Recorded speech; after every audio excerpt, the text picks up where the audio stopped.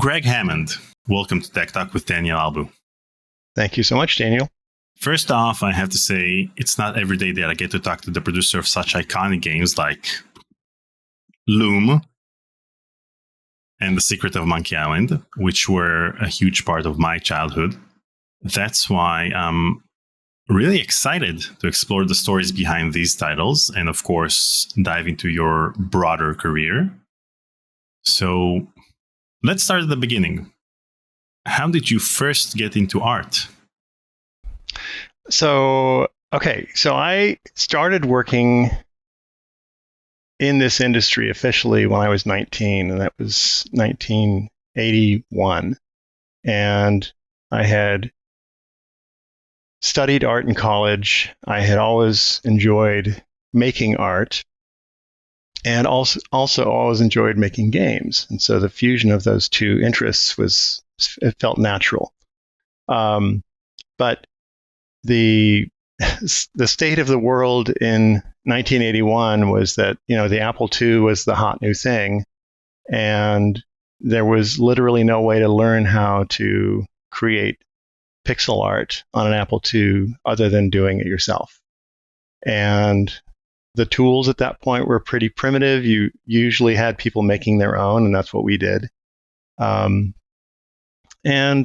it was just something that, when I first started playing games, arcade games, some of the early arcade games, I really got fired up about what I was seeing and what I was playing and how much fun it was, and it really appealed to me. So I didn't even finish college because I knew what I wanted to do. And fortunately, my brother Eric, who's 2 years my junior, is a brilliant programmer and a self-starter, and taught himself how to program 6502 assembly code, which was the only way to get anything done on a 1 megahertz Motorola processor, a 6502.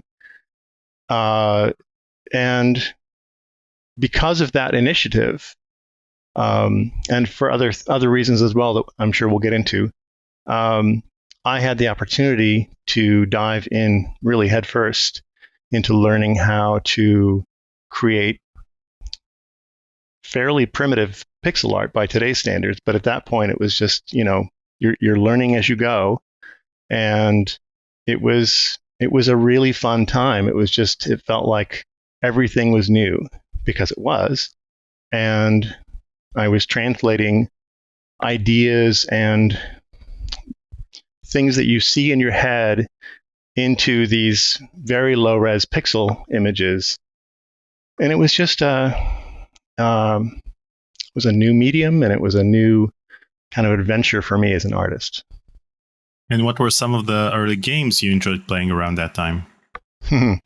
So some of the very early games, even before video games came around, any chance I had to play a pinball game, anytime I saw a pinball game, I was just drawn to it, and it was a lot of fun. Pinball games at that point also were fairly primitive in the early 80s, and just the tactile nature of pinball and the sense that you can gain a mastery with the game that you're learning and playing really appealed to me. And that's something that has stuck with me all through my career, is that love of the sense of skill and mastery in games.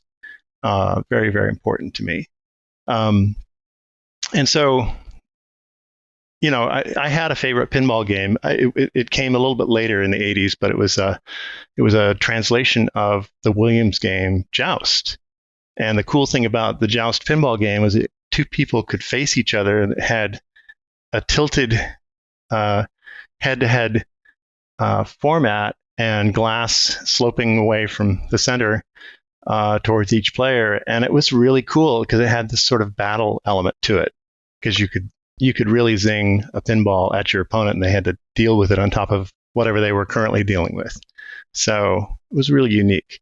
But then once the first arcade games started popping up in like pizza places, I would be playing Ms. Pac-Man or Space Invaders or there were Pong machines around, asteroids, some of the really classic early games, and that really hooked me. That was just like, at that point, I was like, okay, there's something really, really cool going on here. And as soon as it was just within a few years of those first experiences that I had the opportunity to start learning how to do graphics on the Apple II and working with my brother to do some of his early games.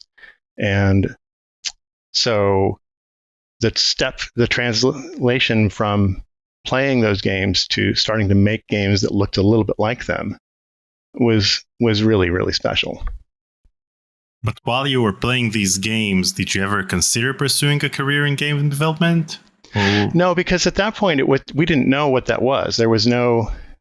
This is in '81, so I had just wrapped up the college that I was going to do, and even before I finished that, I was learning how to plot pixels on the Apple II, and I didn't know there wasn't really a game industry. There wasn't really. It was very, very hobbyist oriented at that point still, and you had companies like Broderbund were selling games at that point in polybags with cardboard folders around a disc, and so it was happening, but it wasn't something that a kid who is still college age would think, oh, this is what I'm going to do for my career. But that changed very, very quickly, because within 2 years, like in '82, Eric got the opportunity to start working on one-on-one. We'll get into that, I'm sure. But at that point, it became real, because it was like, okay, I'm going to get paid for this. And I wasn't sure how to translate it into a career at that point still, but going from something where you're just learning how to do it to suddenly now you have a gig with a brand new publisher and you're starting to see it as, oh, I can make money doing this. Then it starts to reframe your thought about how to how you go about it, how you approach it, how you think about it. So in June 1981, you started working as a freelance artist. Was this your first paid job as an artist? Yes. I'd had other jobs, as most kids do at that point in their lives, but that was my first paid job as an artist. And can you talk about the kinds of projects you were involved in? Yeah, so Eric had a circle of friends who were all learning how to tame this 6502 and the Apple II and how to get things to work. So they would read books together, bang their heads against this thing, talk about it, and start to make progress in terms of getting things to move on the screen. And the tools that we had at that point were also very primitive. I mean, Eric made a graphics editor for me that I was just able to plot pixels and set their colors. It didn't have a fill function. It was just like pixel by pixel. You're filling, you're figuring out what you want to do on the screen. I was using graph paper and all kinds of stuff to kind of figure out what I was going to put on the screen before I would actually do that. And then we were using another tool called Higher Text. It was actually a font editor, and it allowed you to make characters of different size. And we would take the output of that, and the guys would import that into the game, the libraries for the game, and essentially that was how we created game characters. So Eric had an early opportunity with Sierra Online to do a game called Marauder, and I helped with. I was only involved as a playtester with that game, but it taught me a lot about just seeing the process that he was going through and giving feedback, both as a playtester as well as just thinking about it as a player, and what was fun. Also, learning how an independent developer like Eric works with a publisher like Sierra Online, and they were just were they called Sierra Online at that point? I think they were called something else. They became probably called Online Systems. Online Systems. Thank you. Yeah, that was it. And so he actually shipped Marauder, and at the same time was talking with friends about other things, and we started working on a game it was eventually called Night Flight. It was called various things while it was in development, and we had originally had a deal with Online Systems to publish the game, and there were all these weird things that happened, and it ended up being canceled by them. And a couple of years later, it was picked up by Mockingbird as a bundle game in their Mockingbird add-in boards for the Apple II that would let you have stereo sound and music and stuff like that. So we ended up doing a lot of custom sound and music and stuff like that for that game to show off the capabilities of that board. But that Night Flight game was essentially it was inspired by an old arcade game called Vanguard, which was really interesting because it had 4-way scrolling, and the ship had to navigate. It was a little shoot 'em up game. Had to navigate like mazes and corridors in these complexes that required multi-directional scrolling. Unlike most of the games at that point, if you think about Galaga or Space Invaders, it was sort of things were coming down from the top of the screen. But this one had things coming at you from all different directions, and you had to also navigate maze-like environments that required fairly sophisticated navigation for a 2D game at that point. And we liked that game. We loved it. We played it a lot in the arcades. And so we thought, okay, let's do a game like Vanguard. Now, the Apple II is not set up to do that very well, and it took Eric a long time to figure out how to do. It was some of the first procedurally generated stuff I've ever seen in a game, where he was creating these sort of environments that bound you on both sides, and you had to navigate and make decisions about which way you were going to go if there was like a fork in the path that you were on. And he also had, again, most games at that point, we were always trying to do something that was a little bit fresh and new in whatever we were doing. And most games at that point had stuff just coming at you from one direction. And Vanguard did it really well, so that you had to watch all directions and move all directions. And we built in some of that too, with little robots that homed in on you from behind and stuff like that. So it was a really fun project. It was super, super challenging because, like I said, Apple II was just not set up to do anything like that, and he had to be very creative with how he wrote the code. But I loved the fact that he could give it like seeds and have it generate levels kind of on the fly, and then we would play test them and do some fine tuning and kind of pick the color combinations and the density and all that stuff that felt right, to the point where we actually had a game that had a bunch of levels and got progressively harder, as you would expect.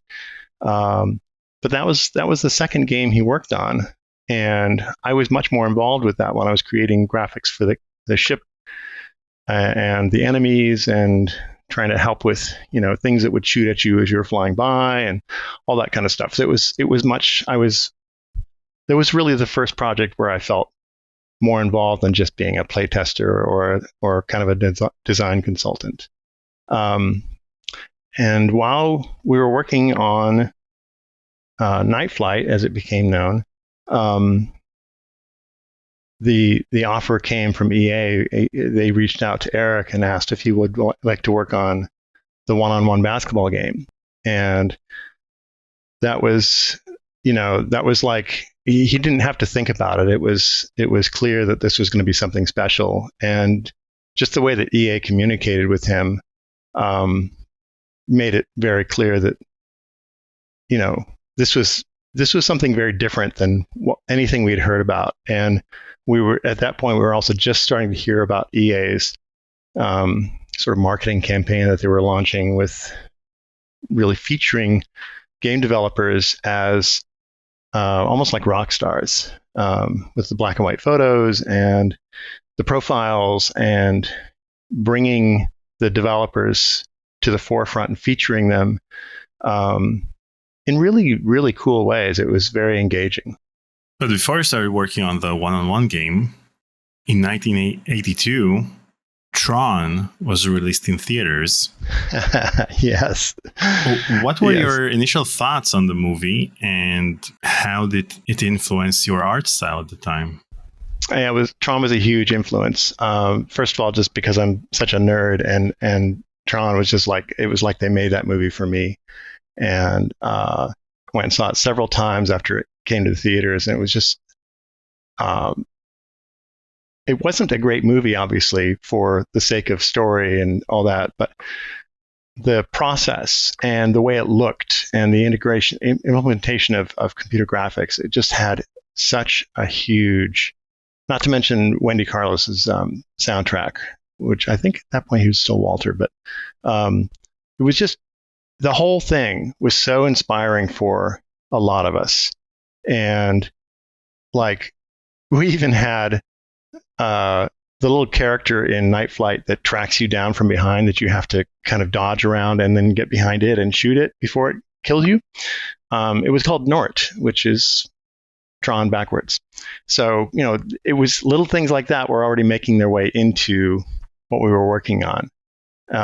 And without jumping ahead too much, it was also, Tron was a huge influence on the graphic style of a game that I worked on later called Willy Bite. And you'll see that in the images if you look it up on like the Internet Archive. Willy Bite in the Digital Dimension. But I didn't start working on that until 85, I think, or late 84 maybe. So that was a little bit later. So back to the Julius Erving and Larry Bird one-on-one. Yes. How did this game contribute to EA's early success? Well, before I even get to that, it was like the way that it felt to be working on a game.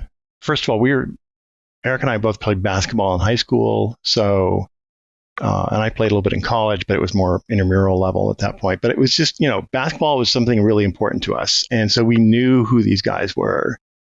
And when we found out that it was a game featuring these athletes, it was just like, we felt like we'd won the lottery, because it was just so exciting. And this was more Eric's thing than it was mine. I felt really fortunate to be allowed to try to do the graphics, because we knew it was going to be challenging, and I didn't know if I had the chops, honestly, to pull it off. It took months and months to get the graphics right. But to answer your question, when the game shipped in 83, and I got a few more things I want to share about it, the development, but it was, one of the things that was really different about it was that the characters on the screen were larger than just about any other game. I think there was a sword fighting game at that point that was like a dueling side to side, almost like an early fighting game, that had bigger characters. But most of the games had tiny player characters, like spaceships or whatever, or little characters that were running and jumping and platformers.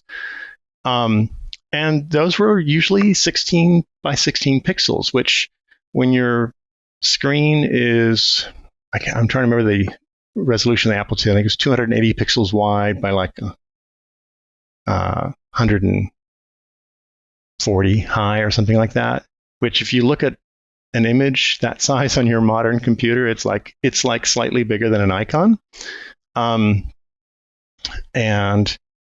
so to have characters that were,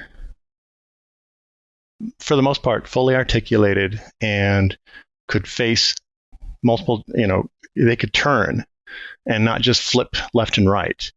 So there are lots of innovations that we were doing to make the game feel right for basketball. And because of that, and because of EA really mounting a large marketing campaign for this game and featuring the players, and it did really, really well for them, and it was a key part of their early success as a company. Now, you mentioned the fact that their entire ad campaign revolved around the game developers, but in the case of this game, it's interesting that they focused on the fact that it was created by two rather inexperienced designers. Yes. Yeah, it was a really interesting thing to see. And it was clear that obviously they were leaning on the superstar status of these basketball players. And so if you look at the packaging art, you'll see one little photo of the two guys with Eric. And Eric, to just kind of talk about him for a moment, he had graduated high school in 82 and had gone to college for a bit, I think a semester. And then, like me, was sort of drawn to this opportunity to jump into game development. And so he didn't go back to college. I mean, I think he bounced in and out of college a little bit trying to make it work, but especially once the one-on-one deal came through, and it was clear that was going to require full-time effort. Plus, he's 18 when he starts the game, starts working on his project, and turns 19 in the summer of 83, and then the game ships in December of 83. And there's a lot of stuff that happens in between. So, if you can imagine an 18, 19-year-old kid working on a project that's as important as this one was to EA, and it's a lot of pressure, and it's, this was really, the blood, sweat, and tears was all his. I got to do the fun stuff with the graphics. But, the poor guy, first of all, he did get to do some fun stuff. He got to hang out and play one-on-one with Julius Erving, Dr. J. Bird was not as interested in doing that kind of stuff. He was more there just because it was what was required of him. But Dr. J was actually much more involved, and there were conversations with him about, how the game, they got him playing it when it was ready and giving feedback. So there was a legit interaction with him as a subject matter expert on this. And that was a really cool aspect of this. So they flew Eric up there to meet with the guys and do the photo shoot and play some basketball together and that kind of stuff. So that was fun. But then, reality hits, and you actually have to deliver this thing. And there were some things that were really, really hard on. Again, we're dealing with a 1 megahertz Motorola processor that was not really engineered with games in mind. The fact that people did as much as they did with that thing still blows my mind. But there were some things that Eric had to figure out and solve, and EA was helpful in some ways, but for the most part, it was all on him. He had to come up with, first of all, a way to display these characters and control their movements that was as compelling and fun and believable as possible, given the limitations of the hardware and the screen and resolution that we were working in. He also had to come up with the game supported 2 players on the same computer. So if you had 2 joysticks, it would do that. Most people didn't. Most people didn't even have 1 joystick. So a lot of people are playing on the keyboard, shared keyboard.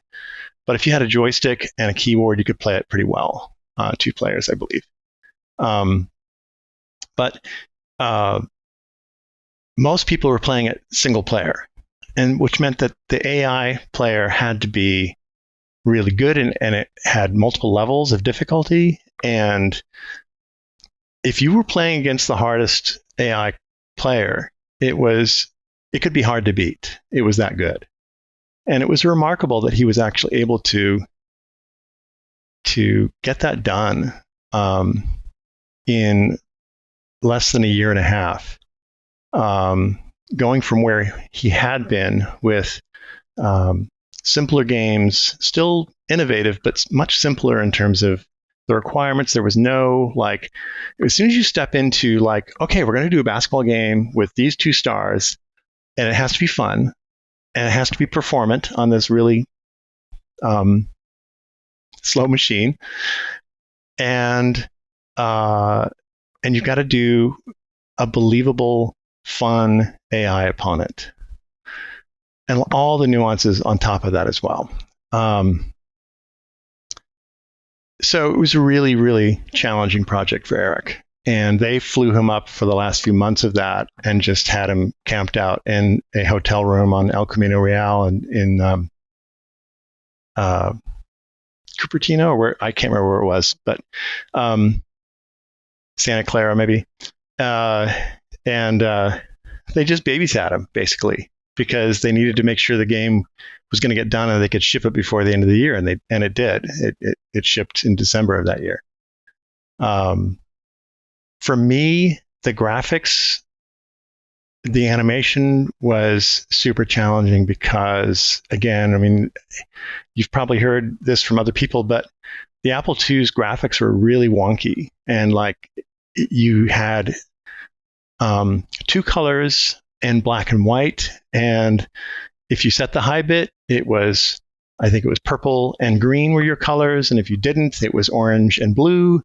And the white and black had especially on a composite monitor at that point, which is what most people had, were tinged with whatever color set you were working with. So if it was orange and blue, the white and black both had fringes of orange and blue on them.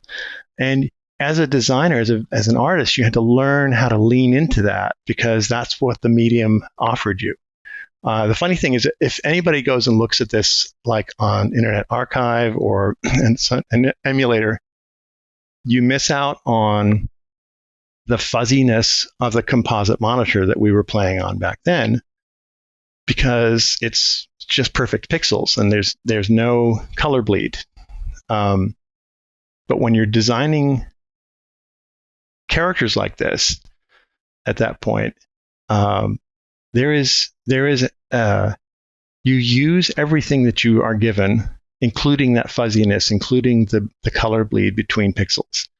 And so that was the process. But so I'm using higher text to create each individual 16 by 16 element. So, and then Eric gave me the tool that we call the Ultimate Graphics Utility, the UGU. And it was essentially like a fairly sophisticated digital paper doll kit. And so I had 5 shapes I could use for each player at a time. And so if I wanted 2 arms, I had to have the legs together. Most of the time, it was going to be more important to show both legs doing some form of running and have an arm hidden behind the body.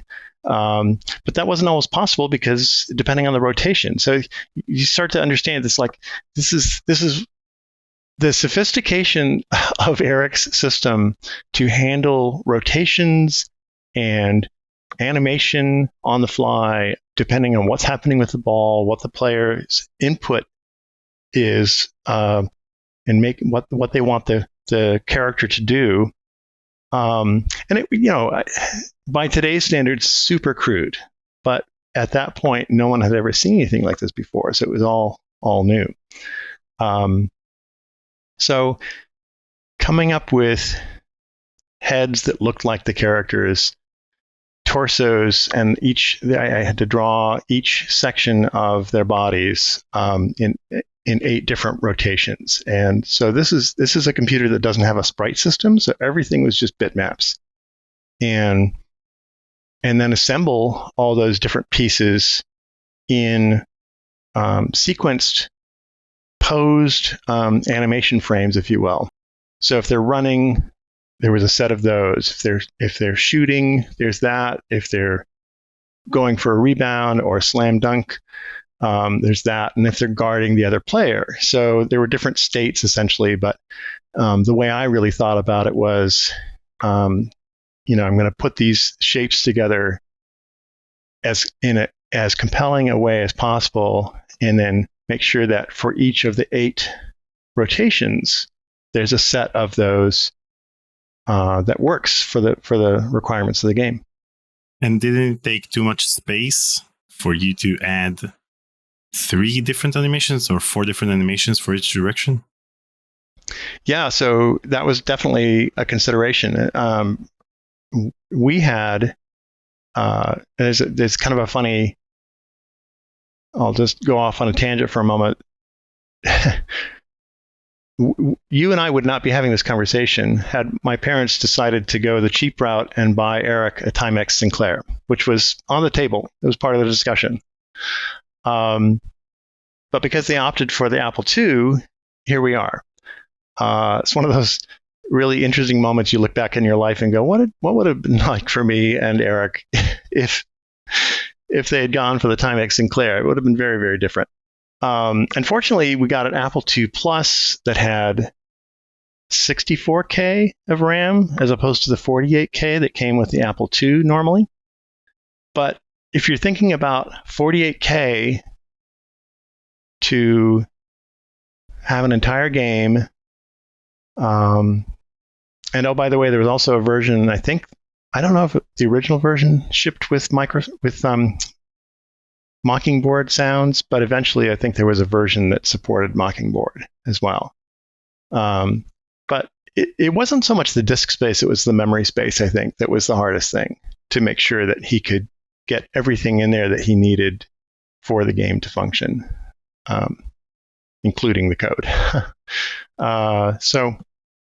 So yeah, everything had to be done with the mindset of what can we squeeze out of this, and how many frames do we actually need for each motion, for each animation, and each rotation to make it work. And there was a lot of trial and error with that, as you can imagine.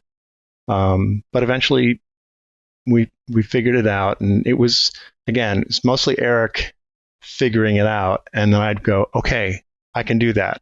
And I would spend a week or two prototyping and trying to give him something that I felt could work. And over a period of months, we got the graphics to the point where it worked for to have a compelling game. Now, in 1984, you were credited for graphics and artwork for the version on the PC booter, and for graphic shapes on the Atari version. It's interesting that you were credited differently in different ports of the game. And in some of them, like the Commodore 64, they didn't even credit you. Oh, that's funny. I didn't know that.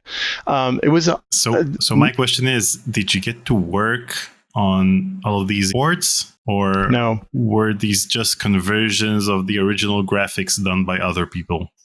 So, if I remember correctly, Eric had to do the ports himself for the 6502 computers. So that was the Commodore 64 and the Atari 800. And of course, all the graphics were retained. And again, because we started in the Apple II, we didn't have a sprite system like you get, I think, in both the Commodore 64 and the Atari. So it just was a straight port as much as possible, given that they were all using the same processor. And having the only way to do it at that point, of course, was with assembly language, where you're almost right on the bare metal to get every last cycle out of the processor. But yeah, I didn't do any other graphics. The graphics were just directly used in the other versions, and including, I think, the early PC version. But it's funny that they wouldn't EA had some challenges with giving people credit in the early days, and I think maybe even later too. But like there was a I don't want to get into a challenging topic too much, but there was a later port. There was a later version of 1-on-1 that featured Magic Johnson and Larry Bird, and a lot of that game was taken from Eric's code, and he was never involved. And they didn't reach out to him. They didn't offer him like derivative royalties or anything like that. So it was kind of a sore spot for us. So they used the same gameplay and just changed the sprites? They changed the game. We don't know how much because, again, we weren't involved. But it was all new art, and it was definitely a different game. But essentially, you wouldn't get to that result if you hadn't been able to take the original and go, okay, how is it working, and what can we do to use that and make it better? So definitely a derivative work in legal standards, legal terms, but yeah, we were not involved. I think there was an offer for me to do the Amiga graphics for that port, but I was at that point really busy with other stuff, so I couldn't do it. In addition to your freelance work, in May 1983, you started working as the creative director at DataTrack. Yes. Can you talk about your key responsibilities in that role? Sure. So DataTrack was a little company that their primary business was library automation software for like college and corporate libraries. And there were Star Trek fans. That's the name of the company. And their president was interested in seeing if they could start a game development division. It's a very small company, but effort, I'll say, within their company. And so they knew that Eric had done 1-on-1 and that it was doing well. It was, people were finding out about it. And they wanted to know if he could do a game for them. And so there were some discussions, and eventually the decision, I was not involved in those discussions. I was aware of them.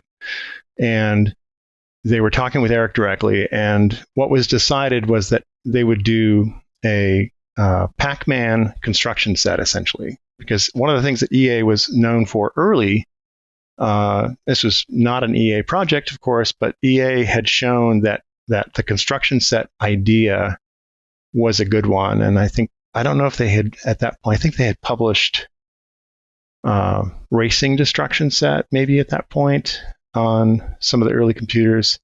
But they were showing that was, there was pinball construction set. Bill Budge did that for EA. And so there was this thought, well, why don't we do Pac-Man in that same kind of format? And this was one of those stories that's kind of hard to believe unless you were actually there, but that was an 8-week project for Eric. And he was just in the zone, and he just pumped it out. And I came in halfway through that and was creating sample games, sample mazes for it, and characters and stuff like that to show what was possible with the tool. And then I was also involved with silly things like duplicating disks and assembling packages and shrink wrapping them and stuff like that for hours on end, because that's how you did it back then. And so, yeah, Maze Craze Construction Set was the first game that we shipped at DataTrack, and then they offered me a job to come on board and help manage future projects. And so I eased in during the Maze Craze project. And as creative director, you were involved in the marketing of the game titles, the designing programs, creating the graphics and the animation, basically everything except for programming. Yeah.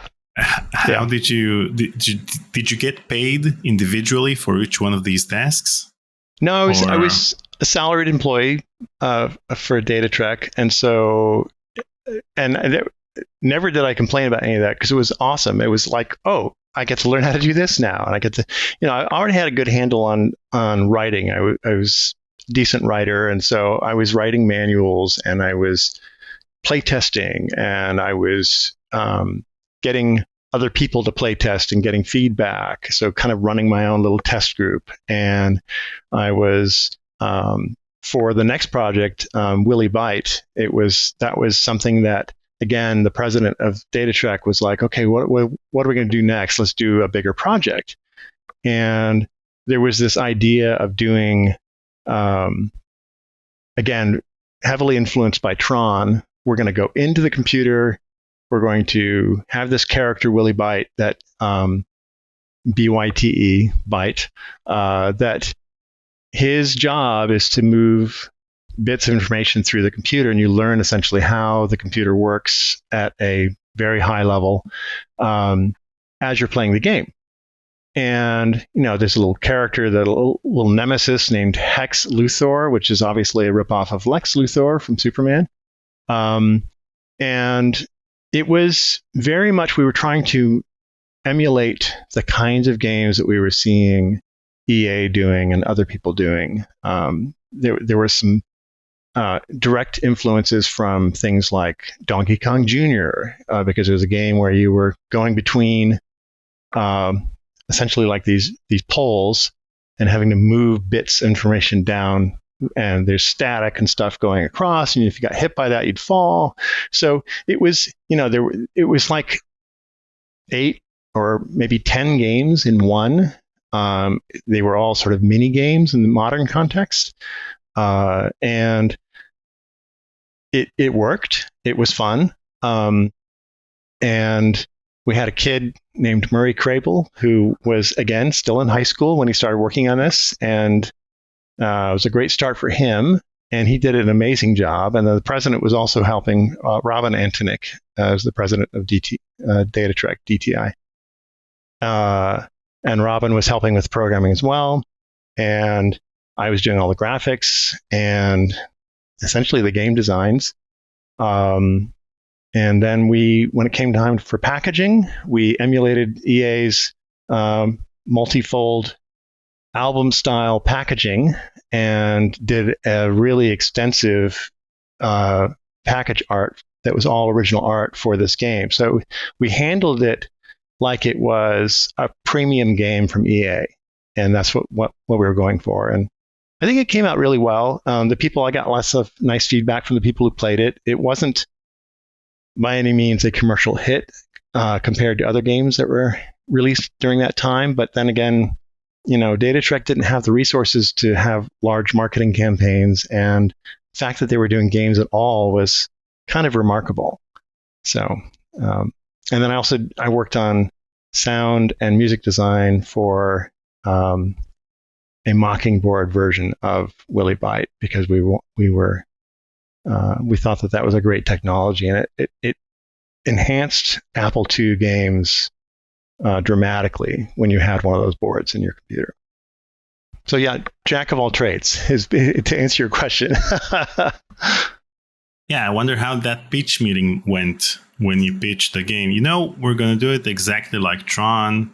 The antagonist is going to be called Hex Luthor. Nowadays this wouldn't fly. This thing would sue you like on day one. Absolutely. It was kind of a wild, wild west at that point, and as long as you weren't overtly ripping off something, you probably weren't going to get in trouble. And especially with such a small company publishing this game, I mean, we went to things like, there were conventions back then. What was it called? Apple Fest or something like that. I don't remember what it was called. This would have been 1984, 85, or 86 maybe. And we would go, and they were sort of we also went to CES. There were not, because of pre-internet, you didn't really have ways other than magazine ads. If you had a TV budget for ads for a game, that was a huge deal. And and I don't know, I think EA may have done some TV back then, but for the most part, it was magazine. And it was, we had a fairly robust in the mid to late 80s. We were starting to see the gaming press come out and start covering games. And that was one of the best ways for people to learn about what was out there. But if you were a small company, most people didn't know about you. We would get game reviews, and it was fun to see our games being reviewed by the same people who were reviewing big budget games from places like EA. But yeah, there wasn't so much a pitch meeting for the game it was just a brainstorming session. It's like, okay, we want to do this thing that's sort of like Looney Tunes meets Tron, because the characters were more Looney Tunes, and do it sort of at a level where it's going to appeal to kids, and it's also going to teach them just a few things about how their computer works, but totally more on the game and fun side of that equation. Well, maybe if Disney would have sued you back then, it would have been beneficial, because there's no such thing as bad publicity. Right. You don't have a budget for a TV ad, then get Disney to sue you. Right. Yeah, that probably would have been helpful until they ran us out of business, and then maybe not so much. Yeah, but what a ride. What a ride, yeah. And how did this role at DataTrack prepare you for your later job at Broderbund? So, great question. I got to work on a few other projects at DataTrack before I got an offer from Broderbund in 1987. And it was, we were doing things like working with First Interstate Bank and the American Red Cross and things like that. And we would go at DataTrack, we would go and say, we want to do a game for you guys. And the way we're going to fund this is that you're going to give us enough money to do the game and print a bunch, produce a bunch of copies, and then you can distribute them. Like the American Red Cross, we did an earthquake safety thing for them on the Apple II. For First Interstate Bank, we did a thing that taught kids about banking and savings accounts and that kind of stuff in a game format. It's called Money and Banking. Very exciting. It's something that very few people have seen, but the banks would pay for production, manufacturing, and distribution to schools for free. And so these were going straight into the schools, or the American Red Cross would distribute them at their events. And it was some of the first, what I would call corporate sponsored software projects in edutainment that I was aware of at the time. And it was kind of a good experience, prepped me for thinking about brand partnerships and things like that later in my career. But yeah, so essentially, I was talking with both a company back then called Mindscape and Broderbund. And Mindscape was in the Chicago area, Northbrook, I think, Illinois, and Broderbund was in Northern California. And I had conversations with both of them, and I felt like the job with Broderbund was going to be a better fit for me. And they were looking for another project manager, which is essentially like a producer in today's terminology. And it worked out. And so in March of '87, we moved from Oceanside, which is in North San Diego County, to Marin County, San Rafael. And it was me and my wife, and our son had just turned 1, our first son. So it was a good move. And it was living in Marin County. If you've ever seen pictures, it's the same place that Skywalker Ranch is located in, and it's a really lovely place to live. And the people at Broderbund were just amazing. But I don't want to get too far here before you might have a follow-up question. So in March 1987, you took the role of product manager at Broderbund. What were your primary responsibilities in this role? So they were looking for people who had game experience with designing games and managing projects and specifically working with programmers, which anybody who has ever worked on a technical software project, development project, but is not a programmer will know that it's a really interesting experience because you're not, the non-technical product manager or producer can't look at code and go, oh, I know exactly what's happening there. I got reasonably good at it over time, but if you ask me to write code, I can't do it unless AI is helping me. And so you're having to parse what you're seeing, how they are progressing. You're essentially running it like any other project, but always in game development, you're dealing with a lot of unknowns, especially if you're doing things that haven't been done before. And I would say that that's most of the projects that I've worked on had some degree of newness to them, which is something that I'm always looking for in my work. And that means that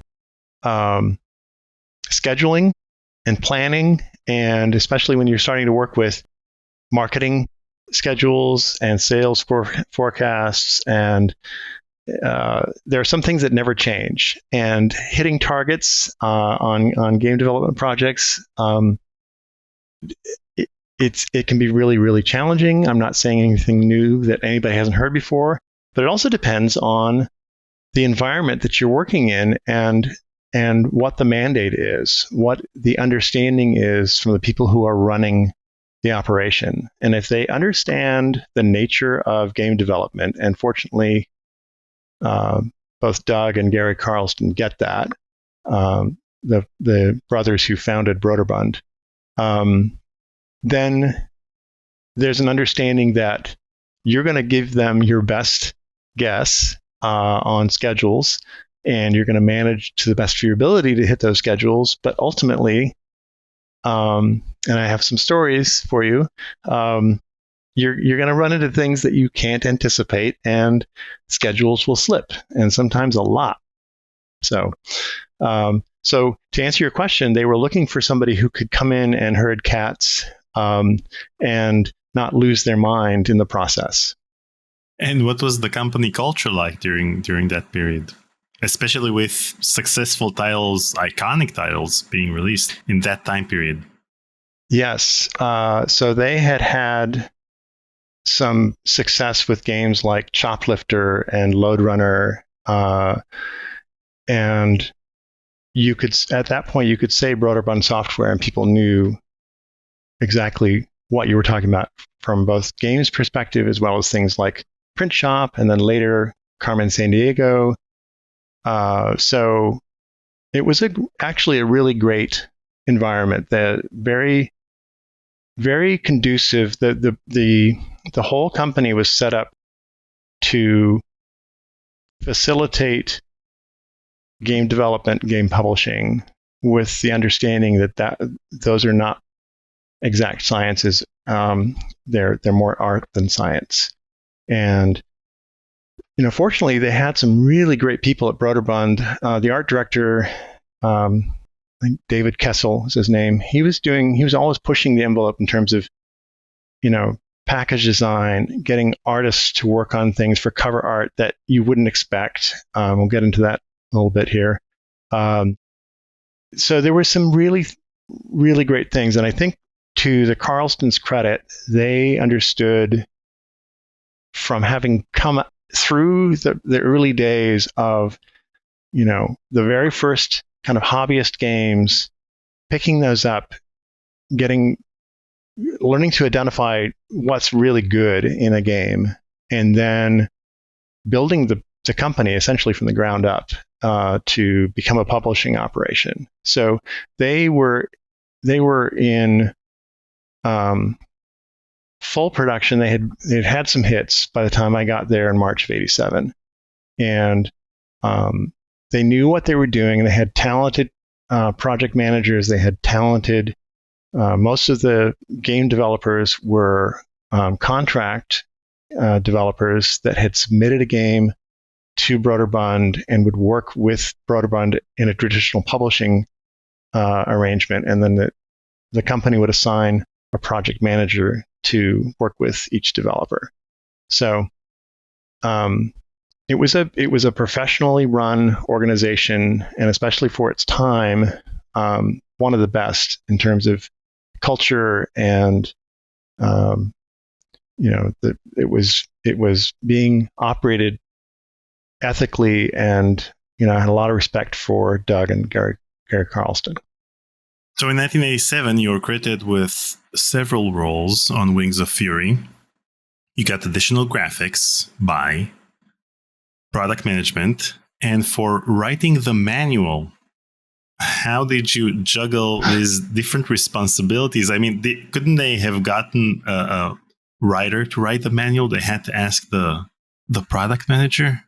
So at that point, games were still, each game project was still a small effort. So the reason I was doing graphics was to help the developer offload some of that from his plate. And I'll get into who he is and what he did in a moment. But to kind of set the stage here for this game, it was a solo developer who was remote in Wisconsin, and he had submitted the game and they had picked it up. And he had done a first draft of the graphics, and it worked. They worked to show what the game was, how you played it, that kind of stuff. And they were fine. And some of his graphics made it into the end result because they worked. They didn't need any touch up. But with a solo developer like that, and you are, as a product manager, juggling the schedule for this guy and the coordinating with your marketing department and essentially trying to fit this project into the business plan of the publishing company. And we ran into some really interesting challenges. But the reason that I jumped in and did some graphics was because I already had some experience with that. And the reason I wrote the manual was because there was nobody who knew the game better than me and the developer. And because I was able to write cohesively, that just made sense for me to do that. These days, obviously, you'd have a writing staff that would handle that. They'd get the job, the assignment, and they'd work with it, but they'd have to interview the development team and probably the producer to get it done and have enough background material. Of course, at this point, nobody prints manuals anymore. So, and most games teach you how to play them in the course of playing the game, which is in the first 5 levels. Yes, exactly. Hopefully, in the first 30 seconds, you've got the essence of the game if it's done well. So, the developer on Wings of Fury is Steve Waldo, and again, another young guy living in Baraboo, Wisconsin, which is, I think, a remote suburb of Madison. And he, because he's kind of isolated, he didn't really have a lot of exposure to best practices or anything like that. He didn't have a group of people that he could talk to and say, how do you guys go about making a game? So what his approach was, and I've never worked with anybody else like this, and never will again because you'd never do a project like this. But at the time, he didn't know any better, and he wrote all the code in machine language without an assembler. So the game performed better than anything else that we had ever seen at that time because he was right down on the processor with his code. And he had done, so the game is essentially a World War II side-scrolling game where you have a Hellcat fighter in the Pacific, and totally inappropriate culturally at this point, but you were essentially strafing these islands in the Pacific, and you were dogfighting with Japanese Zeros, and you were taking off from your character and a carrier and landing on your carrier and all this stuff. And so when the game was submitted and brought in, he had already gotten it to a level of playability that was actually quite refined. It didn't have all the levels, but it had a proof of concept, and you could fly the plane, you could shoot the guns, stuff happened. There was, you got into these dogfights, and there was smoke and bits flying off planes, and they would crash, and there's a lot of stuff working. Well, that would have been great if we had been able to ship it in that state, but there was a lot of work still to do to get it ready and build the levels, essentially finish the game. And every time that Steve had to do any sort of major change, he would have to go to lots and lots of paperwork where he had mapped out his code and figure out how he was going to move things around. It was incredibly laborious and tedious for him, and it just took a long time because of the way he had created the code. It was not at all flexible, or it's like we got, especially late in the process, we had to start weighing the benefit of potentially introducing bugs that would take him a long time to fix if they could be fixed at all. And, to his credit, he made it work, but it was a really, really painful process for him and also for us, because we could see that if we didn't figure out a way to just bring the game to a close and ship it, we could be in a cycle like that for months. And so, very interesting process. Wouldn't want to ever have to do that again. I'm sure he never did that again either, but he ended up actually, the game got ported to other platforms, including the Color Game Boy Color. So, and to his credit, the game had a really unique feel, so that you're playing this game on like an Apple II, and you have a joystick, and you put the plane into a dive, and he had this thing where if you pulled out of that dive, you're strafing targets on the ground. If you pulled out of that dive at just the right moment, you could get this unbelievable recovery and not crash.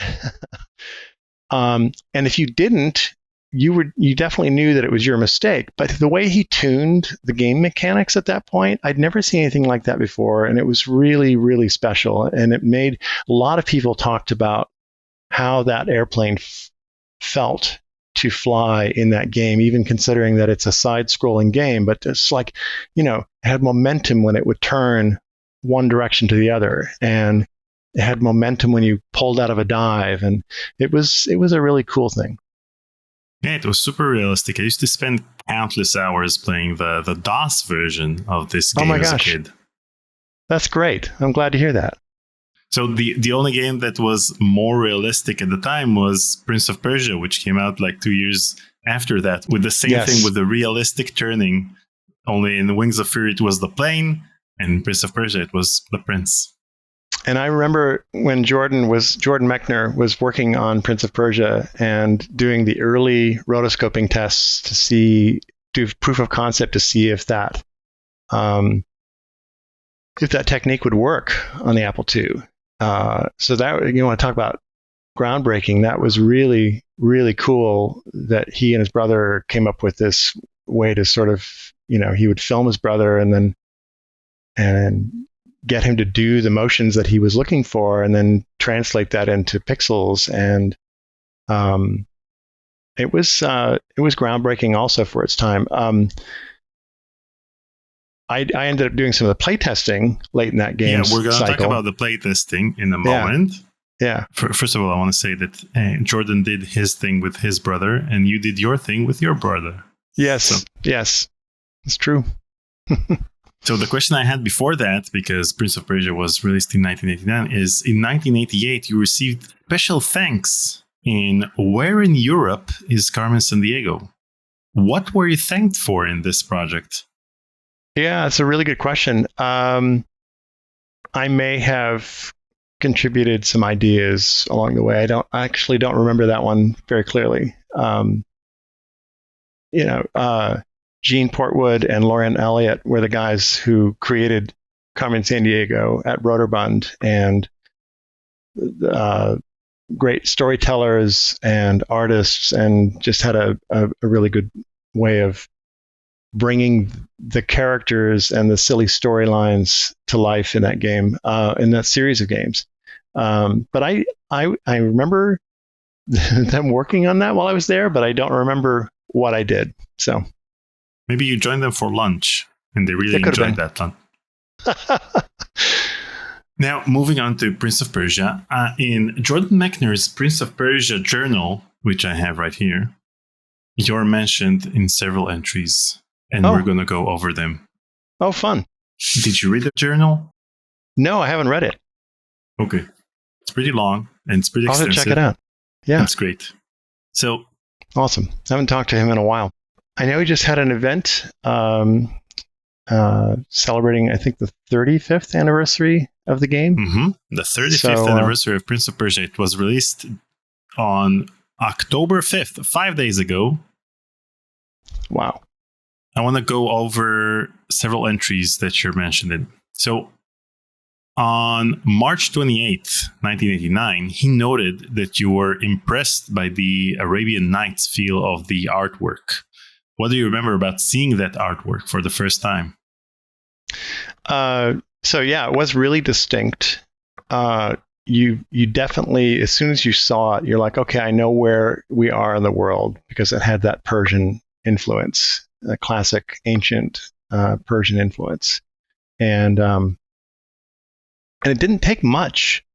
You realize that the biggest focus of the game was the player character, and that fluid motion, and the cues, the visual cues that defined the environment were fairly limited. But even with those limited graphics and visual design, you definitely got that sense of that you're in a Persian castle of some kind. Now, 3 months after that, on June 9th, 1989, Jordan wrote that you were part of a group that saw a demo of the first 6 levels of Prince of Persia. He wrote that the room was thrilled, and it seemed like this was a really big moment of validation for him. Do you remember seeing that demo for the first time? I do, yeah. And it was the first proof of play, essentially, that showed that his assumptions were correct and that he could create a really fluid sense of motion and incorporate that successfully into a game so that the player's inputs, one of the challenges that he had to figure out was how to match that style of animation, rotoscoping, with player inputs in a way that it didn't feel cumbersome, and that there was a sense that the player was actually in control, and that you didn't have too many delays because if you had to wait for an animation sequence to finish, it would be that wouldn't work. So his ability to interrupt an animation sequence to respond to player input was really important, and he did. I mean, he showed that, and it was that combined with the essentially kind of a variation on platforming gameplay that everybody just realized, okay, this is cool, this works, it's new, it's fresh, we've never seen anything like this before, and it's going to be a lot of fun. And it was. I always felt like Wings of Fury was my preparation for Prince of Persia, because even in Wings of Fury, you when you started to turn, then you'd need to wait a second or two. So once you get the gist of the amount of time you need to wait to do the turn, then you can do the same with Prince of Persia whenever you're starting to turn the other way while you're running or doing whatever. Yes, and how many times would you fall to your death because you didn't quite get the timing right and you were like, oh, my momentum carried me over that ledge and down you went. I miss the days when games were much more unforgiving and you could fail at any given moment and you get 3 lives that you'd lose in the first level for the first 3 months of you playing the game, and then maybe you'll get to the second level on month 4. I miss these games. Yeah, it was an early validation of the idea that, first of all, games, you should fairly quickly gain a sense of mastery of controls, or at least understanding of controls, and then you develop your mastery over a period of time of playing the game. And that is, there's a lot of, there are a lot of helpers in modern games that help you aim. They help you land and keep going, or, a lot of it is good, but there's also, I believe, a lot of games remove some of the requirements for skill because they're trying to maximize their audience size. And it's something that I think not all games can accommodate that or address that, but it's something that I personally, it's a mission for me to get back to that kind of fun where you learn by practicing and you gain a sense of mastery and the skill. The game rewards you for that by enabling you, allowing you to do things that you can only do when you hit that level of skill. And I think that's missing in most games these days. Yeah, there's just too much hand-holding. I can't play a game like that. Yeah.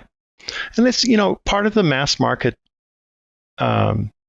approach of modern games is that they're having to do a lot of, I hate to say dumbing down, but they're really trying to make it accessible. But the problem is that then in the course of doing that, a lot of games will say, okay, now you know how to play the game.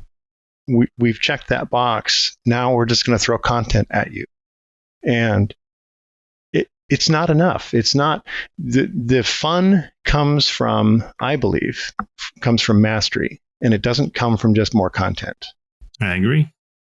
And, it's the same with movies. Sometimes the theatrical cut of a movie is too dumbed down. So they release a director's cut, which has all the content that was cut because either of the studio's intervention or some other reason. So I think that games should be the same. I understand that you need to appeal to a larger market because that way you'll make more money.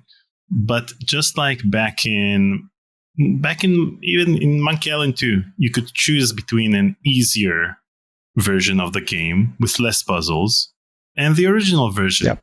So I think they should do the same with games nowadays. Keep the dumbed down version, the storytelling, watch every cutscene in a row with minimal interaction, leave that part. But give us classic gamers the opportunity to actually feel like we're playing a game and not just clicking through cutscenes. Totally agree. And it is, we used to have expert modes in some games where you could toggle that because once you got to the point where you knew how to play the game, it was a lot more fun to play it in expert mode. Yeah, but back then, even the easy difficulty was, impossible. Mm-hmm. Yep. It was brutal. I mean, honestly, I go back and play some of the games at this point, and I'm like, okay, I know I used to be able to play this game, but I haven't played it in such a long time that I feel like a noob, and now I'm having to learn how to play it all over again, and it's brutal. Sometimes it's just like, oh my gosh, we made this way, way too hard. So 5 days after that demo, Jordan wrote another entry on June 14th, 1989, and he mentioned that you were excited after playing the game. You got to play the game yourself after the showcase of the demo. Did you provide any feedback that influenced its development after your playtesting session? I did, and I don't remember the specifics of the feedback, but I had a nice conversation with Jordan and just gave him some detailed feedback based on my playthrough, and I don't know that I had anything at that point to offer him that he didn't already know, but maybe it was some validation.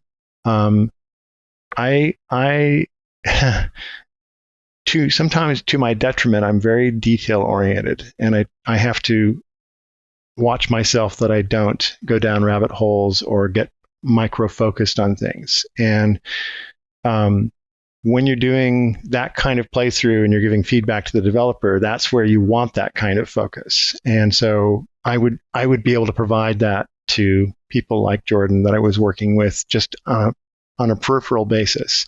But it was something I've always enjoyed is doing deep dives and paying very close attention to little details to make sure that if they're not aware of something, they are because of my feedback, but more importantly, that they're hearing from more than just a casual player who says, "Yeah, it was fun."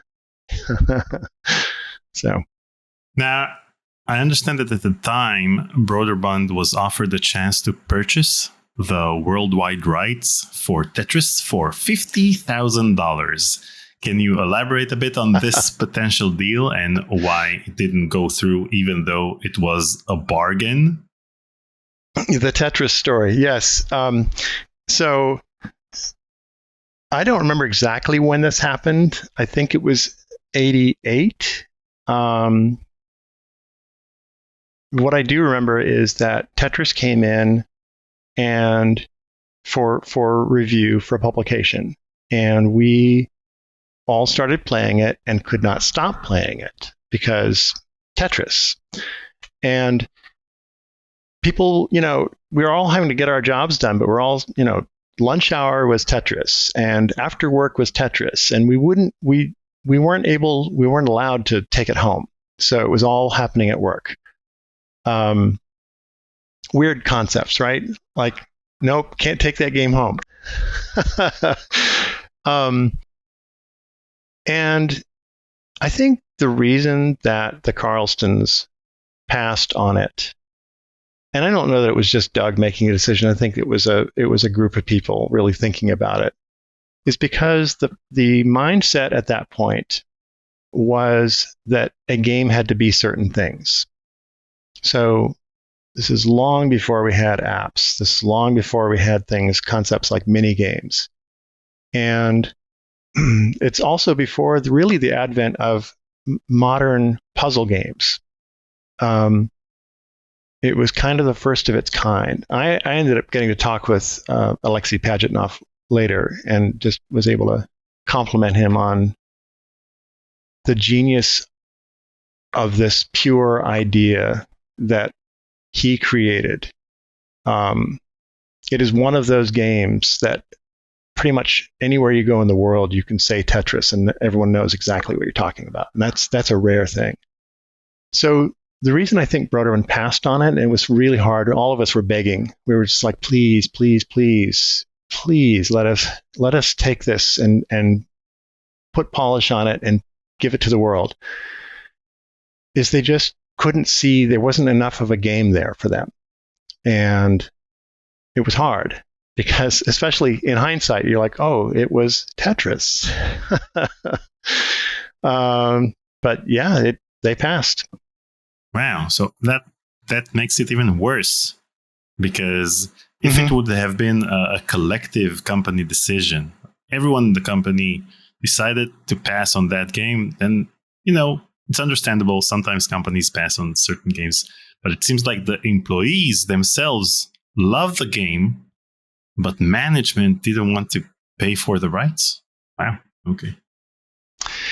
I don't know that it was just paying for it. I think it honestly was more my guess, and this is just a guess, is that it was more driven on the fact that they didn't see how this was going to be attractive to their audience at that time. They just couldn't see that it was, and it may have been the $50,000 price tag as well, but it was. Now, I will also say on the flip side of the coin, Bulletproof and Hank's company. I'm trying to think of the other parties involved. The angle that they came up with to get Tetris into the public's mindset was glasnost. And it was the timing of that and the timing of the relations between the United States and Soviet Union.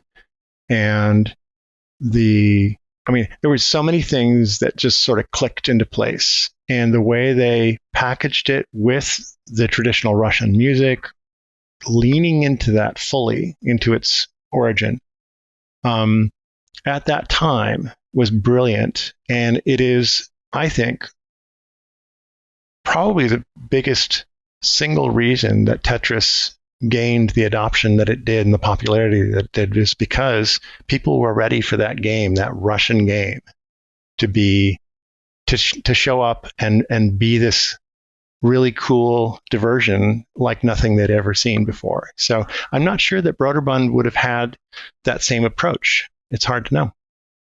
And during the same time, you also worked on the Atari ST port of Karateka. Yes. Where you managed a team in Hungary. Yes. How did you communicate with a team in Hungary without a phone bill that would crush the company's entire budget? Right. So this is before email was really a thing. And it was, we had online services that were starting to come out, like Quantum Link and stuff like that led to AOL. And we had CompuServe, and we had Genie, which was General Electric's internet service. And I was using Genie at the time. I have another story for you about that. But so the way we communicated with the team, and I have no idea how we connected with them. The project was given to me to manage, and I was excited because I loved the game.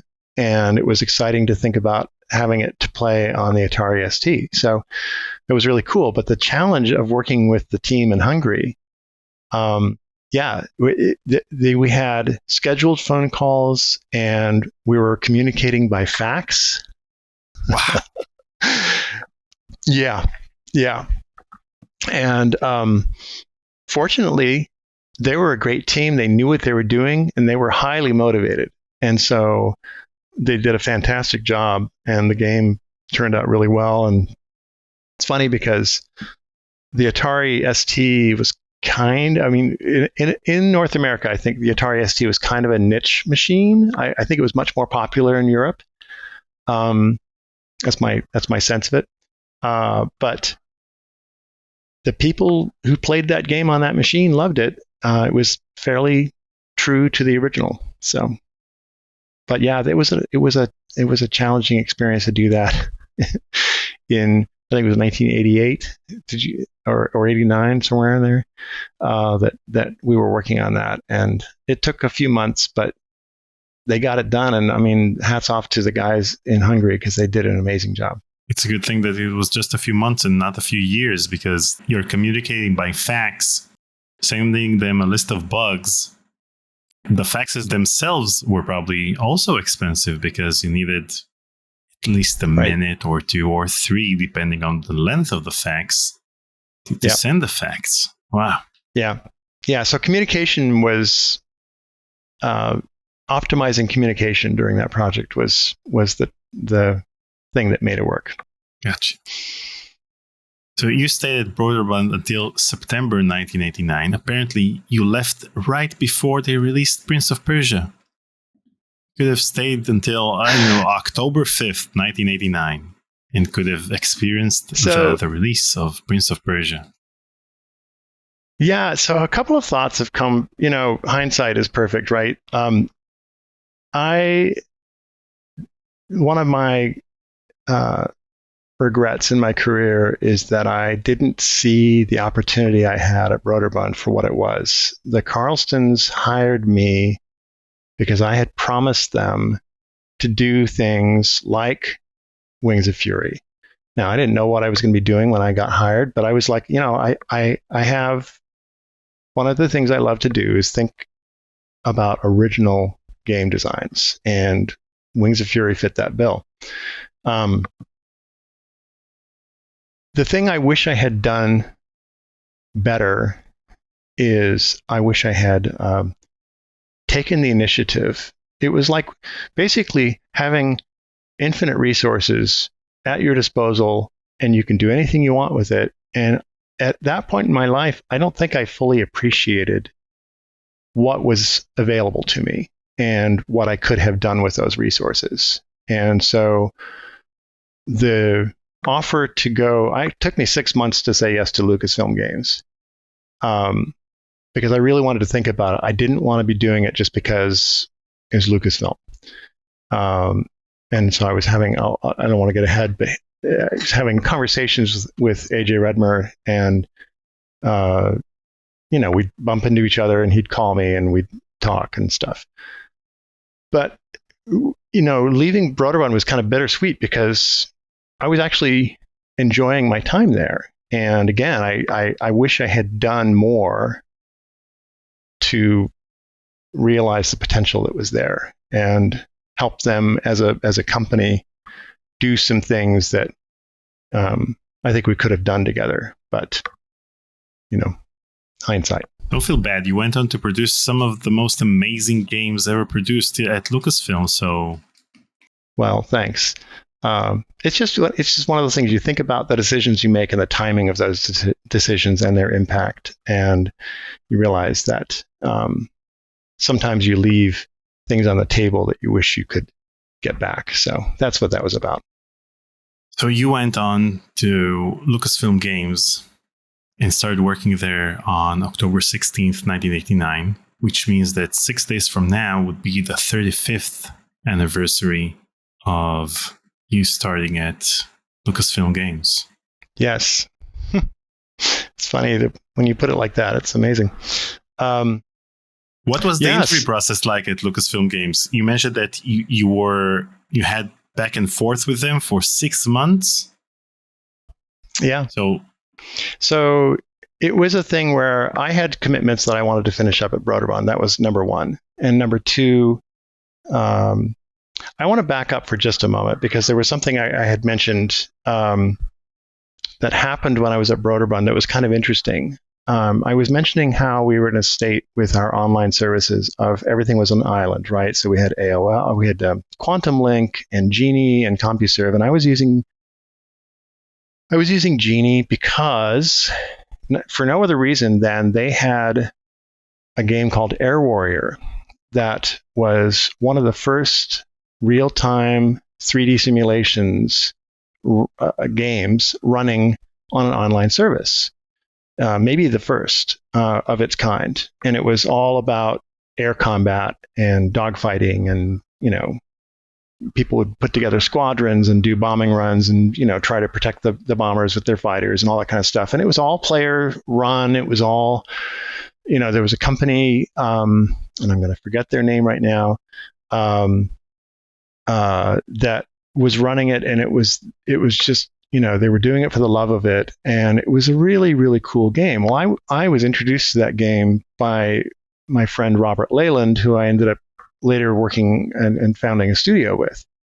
And he and I were both World War II aficionados, and especially with air combat. And so when I found out about that, I was just like hooked and was playing that and showing people at Broderbund while I was playing it. I was like, look at what's happening here. Look at the real time, the interactions with the players, and the graphics were primitive, but it was a really interesting window into what was coming.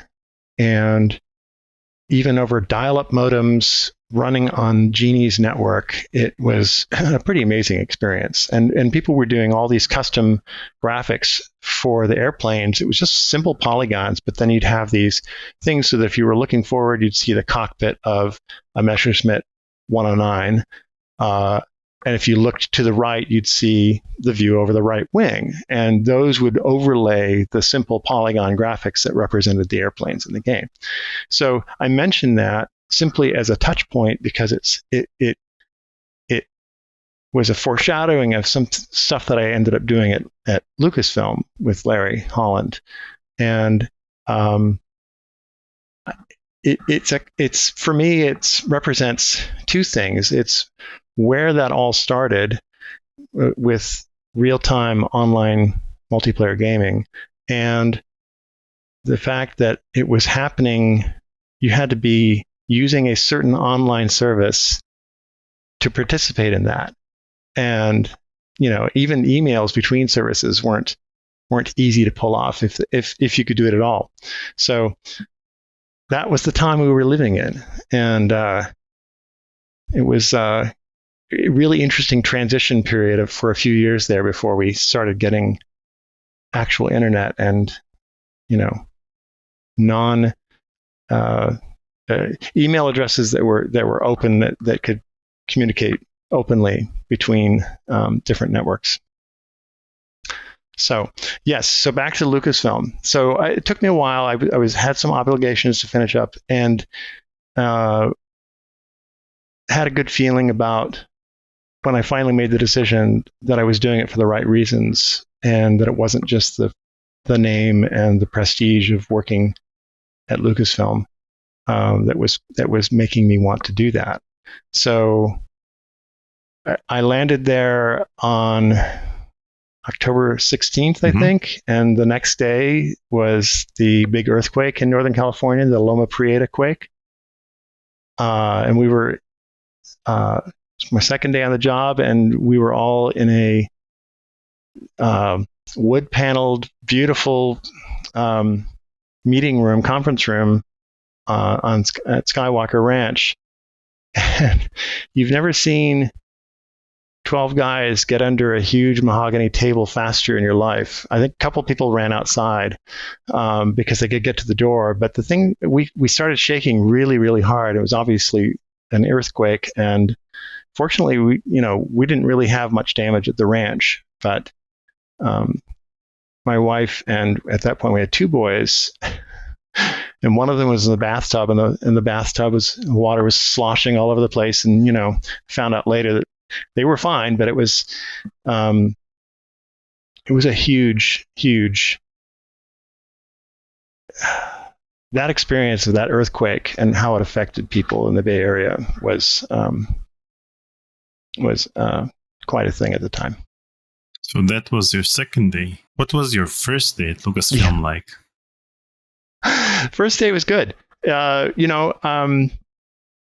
was brought on by AJ specifically to help them with what was coming next after they had done Maniac Mansion and Zach McCracken, and maybe Day of the Tentacle. I can't remember. I think that was later, right? Yeah. So they were, they were trying to figure out what they were going to do next, and there was a lot of conversation going on. And so I was introduced to people like Ron and Eric and of course David Fox and Noah. So we were, I was basically introduced as a person who had experience with managing projects and could help them bring maybe a little more structure to the process and help with tracking projects and making sure that my mandate was to make sure that they had everything they needed to do what they wanted to do, and that there weren't any impediments any more than possible. And so I was excited about that, and it was also, I mean, there's no denying it was really, really fun getting to go work at Skywalker Ranch. And for me, it added 10 minutes to my daily commute, so it was really, I got to drive out Lucas Valley Road every day, and that was really nice. It was like going to work at some wealthy person's ranch, which in fact is exactly what it was. Yeah. And so that was what I was talking about earlier, is that you had to make sure that, I know that there were people, especially later, who were hired, and I could see the starlight in the eyes, and it was clear that they were there at least partly for the brand and the prestige of being there. That was certainly part of the attraction for me, and it was fun. But I wanted to make sure that we got stuff done, and that we were doing it in the best way that we could. And so we started working on the Monkey Island project, and it was initially, I think they had already been brainstorming and figuring out, what they wanted, what kind of game they wanted to do before I got there. And so when I arrived, it was really to help them not have to worry about project structure, scheduling, resources, that kind of stuff. And then I was also helpful with, interviewing people that we brought on board, like Tim and Dave, and as junior scripters. So,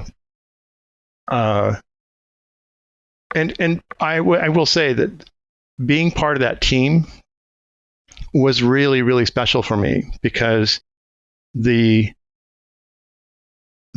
essence of what they had already built at Lucasfilm Games was really, really special. They clearly had been given the mandate that you do what you want to do. We're trusting you to create art that is entertaining and is state of the art for the time. And they had already proven that with the first two adventure games that they could do that. And so now they were, figuring out, okay, what's next? And so that mandate of not worrying about, like, when I was at Broderbund, I mean, it was a fairly tightly run ship, right? We had schedules to hit, and we had commitments to make, and we had marketing campaigns to launch and support, and we wanted to hit our dates. Very different experience at Lucasfilm Games. Not bad at all, just very different. And it took me some time to adapt to that way of thinking about things. And so we still, part of the reason I was there was to help keep things on schedule. But the mental atmosphere at Lucasfilm Games was next level in terms of the creativity, the writing, the understanding of what makes a good story, what makes for good, compelling characters. And you see that in the games, because those are games that people still talk about. Like, when I tell anybody who played any of those games, I was the producer on The Secret of Monkey Island, their eyes light up, because they're like, oh my gosh, I had so much fun with that game. And there's that special memory and a bond that happens around that game. And the reason those games are so beloved is because the storytelling, the character development, it's like you're creating a feature film, except that it's a completely different format. And the requirements, of course, for making it work are very different as well. So these guys were, Ron and team were really focusing on not only pushing the engine ahead, but also figuring out how to push the art form ahead as well. And so I was privileged and felt very grateful to be offered the opportunity to offload a lot of the stuff that they would have to think about otherwise, and get that off their plates so that I could help them with the structure and the scheduling and resources and things like that. And to be very clear, as a creative unit, they were very tight, and they had a process, and I respected that process, and I was involved peripherally on that, but in no way did I contribute in really major ways or significant ways to the creative process that they had. So that was also different for me, because I had been much more involved creatively in every project before that. And so I had to adapt to that as well. And it was fine. It was just, there were a lot of interesting adjustments that I was making when stepping into that role as producer at Lucasfilm Games. Was it because your role didn't cover the creative aspects, or because they didn't want the producer to change anything for them creatively? I think it's a mix of those. Yeah, it's a good question. I think it's a mix of those. It was. When you have somebody new coming in and they're being tasked with managing a project, and you haven't had that person, A, they haven't been there before, and B, you haven't had a person in that role before. It's a change. It's a cultural change. It's a structural change, and everybody involved, me and they, had to adapt to a new way of doing things. And so that's why I was really careful. I didn't want them to feel like I was there to give them any sort of creative direction. But I also wanted to build trust with them so that they knew they could rely on me to help them and do whatever needed to be done to make sure that they had complete freedom to do their jobs. And that was really my role there. Did you know that your joining Lucasfilm Games made headlines? No, I didn't. In the November 1989 issue of Computer Gaming World, there was an article about you heading up a new projects group to focus on cartridge-based video games at Lucasfilm Games. All right. So this is the article. Oh, wow. Computer Gaming World learned at press time that Lucasfilm Games has recruited Greg Hammond, currently a producer for Broderbund Software, head up a new projects group with special focus on cartridge-based video games. Yeah, and the funny thing is, I don't think we shipped many cartridge games. I know. We were looking at it. We were, looking at the TurboGrafx 16 and things like that, and going, okay, these are cool machines. My guess, and I actually don't remember the specifics on this, but my guess is that the process of adapting SCUM to the game engine for the adventure games, script creation utility for Maniac Mansion, SCUM. Adapting that for other platforms was in combination with whatever the SDK looked like for something like the TurboGrafx, was probably more headache than they wanted to take on. I think there were some cartridge for releases for some of the games, but I don't remember specifically. Well, and I don't remember being... That was before the time Maniac Mansion was released for the NES. Okay, good. I don't remember specifically working on cartridge games while I was there. It was everything we could do to get Monkey Island done, and then Loom. So what you're saying is never believe what you read in the newspaper. Just because they print it doesn't mean it's going to happen. Yeah, it doesn't mean it's true. Now, you mentioned that on your second day, there was the 1989 San Francisco earthquake. Now, in addition to that, that was also the day of the first design meeting for the Dig.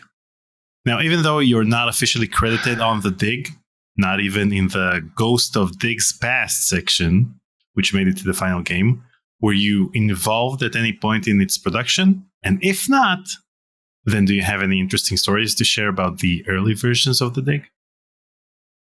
So the Dig was this sort of semi-mythical project in the earlier days, like even before I was there, that had been, as I understand it, had been batted around between Steven Spielberg and George Lucas and the game group at Lucasfilm Games. And I don't know the details nearly as much as people like David Fox will know, but that may have been the meeting that got interrupted by the earthquake that day. Yep. And so, it was a project that we would hear about, that I would hear about, but I never had any direct involvement with it. So. Okay. And it certainly didn't go anywhere while I was there. So yeah, it never got off the ground. All I know is that everyone who worked on it hated it. And I'm the only person who likes this game. Oh, well, then good for you. That's good. No, I haven't played the game myself, so I don't know. Okay. We'll get into my my take on adventure games at some point. Luckily, you worked on my favorite point-and-click adventure game. Now, I presume that you hear that a lot when people talk about The Secret of Monkey Island. But for me, my favorite point-and-click adventure game is Loom, which I have that's great. The Hebrew version of right here. So cool. So you're credited as the producer on Loom. Yes. What can you share about your role? Since you've mentioned that you didn't take any part in the creative process, so what can you share about your role as producer? And how did you help guide the development of the game as a whole? Right. Well, so this was Brian Moriarty's game, and he had, for anybody who isn't familiar with Loom, it's an adventure game done with the Scum engine that had a unique interface that was musical, sort of like the precursor to Ocarina of Time, right? If you want to think about it like that, because you were using musical sequences of notes to cast spells and do various things in the game, and so he also selected Tchaikovsky's Swan Lake as the basis for the soundtrack. And that was an interesting challenge too, because it was kind of a wall-to-wall music game, and it needed a lot of music. And so the music production alone for that game and the various versions of the game that were produced on different platforms was an interesting challenge, because there weren't too many games up to that point that had that much music in them. And getting it done, solving the technical challenges of storing and playing back that much music and doing it at a reasonable quality where it didn't sound bad, was that in and of itself was a major challenge to that game. During the development of the game, there were periods where Brian was dealing with just the monumental challenge of getting the game done, because it was so different. The interface, the music, the story, because it's a favorite game of yours, that it has a fairly unique feel to it. And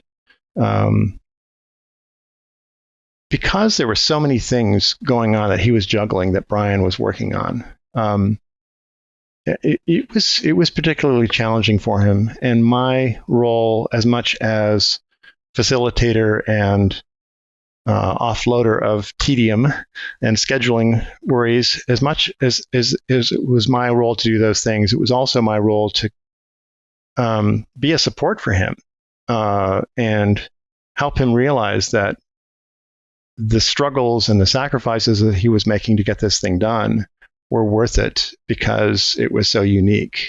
And he obviously ultimately triumphed and the game shipped. But that was a challenging project in a bunch of different ways, technically and artistically.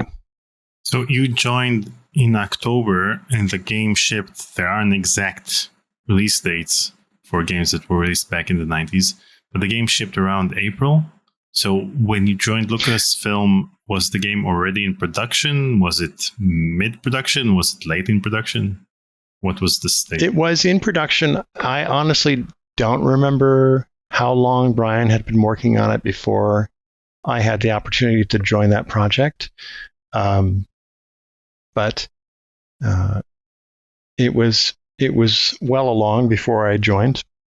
So yeah, what I remember mostly about that was just what I was just sharing, is that all the challenges that Brian Moriarty was dealing with to get it done, and especially the music.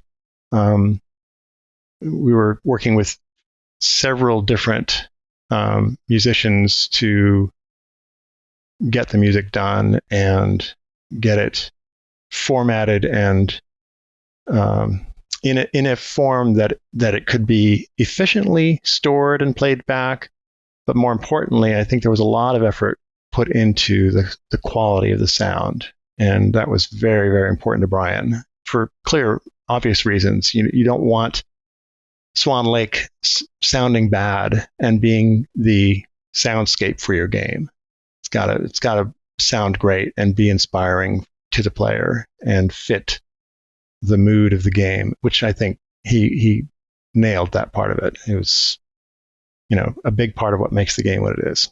Well, I played it on my PC speaker and I loved every minute of it. So, There you go. If your PC had better audio hardware, like a good sound card, like one of the early AdLib or Sound Blaster cards, it was a rewarding experience. Or the MT32, you had to send Lucasfilm Games $10 and then get an additional floppy disk with the Overture. I had forgotten about that. Yeah, that's right. They were all, that was a time where everything that goes into not just making the game, but then you're thinking about the packaging and you're thinking about the support materials and how many discs it's going to require and what format those discs are going to be. And it was, this was before CD-ROM. So lots of interesting challenges back then. And then you had, if you look at Monkey Island and the Dial-A-Pirate copy protection disc, that's an example of a very creative solution to trying to prevent casual copying of the game. And I think people enjoyed the creative effort that went into making that what it was, so that it wasn't just a meaningless, bland piece of copy protection, but it was this actual, it was like an extension of the game almost. True, because copy protection before that was usually in the manual on a red page, and then you'd use the gel to read the copy protection, because back then, color copying cost like a computer game. So it was cheaper to buy the computer game, and that's it, instead of pirating it. Yes. Crazy stuff, man. Have you watched Brian Moriarty's post-mortem of Loom that he did? I have seen part of it. Back in the GDC 2015. He mentions you. Did you know that? No, I didn't. Okay, let's watch that part. 3 months later, On the afternoon of Tuesday, the 6th of March, I handed 6 5.5-inch floppy disks to my producer, Greg Hammond, and went home to bed. Loom was finished 25 years ago today.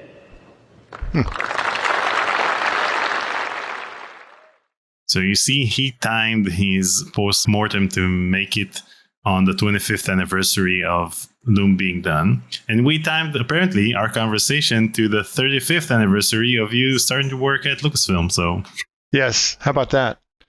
That's fun to hear that. I do remember that day because he literally was exhausted. He had been working on it very, very long hours, like not leaving the office for days at a time. And it was a moment, it was a milestone to have those discs and say, yep, that's the game. Let's go get them produced. So in 1990, you were also credited as the producer on Secret of Monkey Island.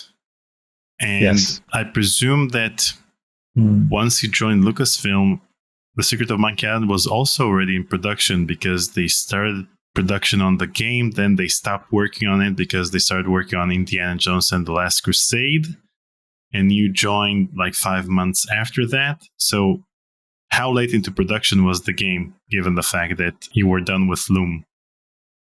Or did you work on both of them at the same time? I did. I worked on both of them at the same time. So I'm probably not remembering this correctly, but I had thought that they were just beginning to work on Monkey Island when I got there. And I do remember the Indiana Jones game being kind of a derailing influence at one point. If I remember correctly, that was postponed and picked up, and they then just as I was about to leave, they were actually thinking that I would be working on it as a producer. And I then announced that I was going to go and start my own studio, and I was leaving in the fall of '91. Indiana Jones and the Last Crusade was released in 1989, before you joined. Indiana Jones and the Fate of Atlantis was released in 1992, and that was after you left. I mentioned Indiana Jones and the Last Crusade because they started pre-production and they had a design document of mutiny on Monkey Island. And Ron Gilbert started working on that, and he got pulled away to work on Indiana Jones and the Last Crusade because they needed to release it in order for it to coincide with the movie's release in summer 1989. Thank you. That's funny because I had not been aware of that stuff. When you're in the process of working as I was at Broderbund, and then you jump into midstream into a new team, and you're trying to assimilate all that. I didn't have a strong awareness, and I don't know that it was actually shared with me about the history of the work prior to when I got there on the indie game and things like that. So I didn't know how long they'd been working on Monkey Island. What I did know is that they weren't that far along with it. It seemed to me anyway, and they had a general idea for the game, but I didn't have a sense for how long they'd been working on it. So now I understand that you weren't, and maybe still aren't, the biggest fan of adventure games, feeling that they sometimes turned into battles of wits between the designer and the player. Your words. So just so you know, it's not that uncommon. I even noticed that some adventure game developers don't enjoy playing adventure games themselves. I think even Ron doesn't play adventure games. Usually he likes other genres. Yes, I remember him saying that. And so my question is, what was it like having this perspective while actively working on adventure games? I think actually it was more of a help than a hindrance, because I was able to have a different kind of perspective and again, I tried not to insert myself too much in their creative process out of respect and trusting them to run with what they knew. And they did. The proof is in the fact that we're still talking about Monkey Island now, and that there have been so many sequels and new updates and things like that. It's wonderful. But it was really, as much as I recognize the brilliance of the writing and the humor and things like the, insult duels and so many fun mechanics that they built for that game, for me as a gamer first and then as a professional second, in the history of my experience with adventure games, I've not really been able to enjoy them because I get into the mode of analyzing it too much and going, what is this person thinking that I should be doing? I'm not able to immerse myself in the experience and just enjoy it. And so I think that's my primary issue with adventure games. But because of that, I had a little bit more detached perspective on the process, and again, didn't insert myself in their process, but I also had the ability to kind of look at the game as a whole and give it that perspective and that analysis that comes with the producer role, that where I wasn't like, oh, I don't want to play the game until it's done, right? Because I don't want it to be spoiled for me. No, you can't ever do that for this kind of stuff. But far from that, for me, it was, how are we doing with the schedule? How are we tracking? Are we going to hit our dates? And are we having any team issues? There were some good-sized egos on that team, and people at various stages of emotional development. Everybody was young, and so you combine all those elements, and then you put them in a setting like Skywalker Ranch, and interesting things happen. And so, being just a little bit older, and also not having been part of their team until just recently, joining them midstream, I had some different kinds of perspective and some value that I brought because of those things. They weren't detriments, they weren't weaknesses. They were another perspective that I think hopefully was helpful for them. So that was my role.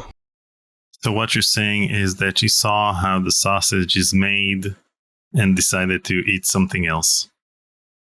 Yeah, exactly. Now, speaking of schedules, let me get back to Loom. There was I mentioned the fact that no one knows release dates of games from the 90s because you'd have the date in which you'd have the master disc, sent to production, and then you'd have the shipping date. So there is no one release date or exact release date. Sometimes it's a month, sometimes it's, an entire quarter, spring 94 or whatever. So the reason I always thought that Loom came out in February is because there's a computer magazine from January 1990 that said that the game would be released in February 1990.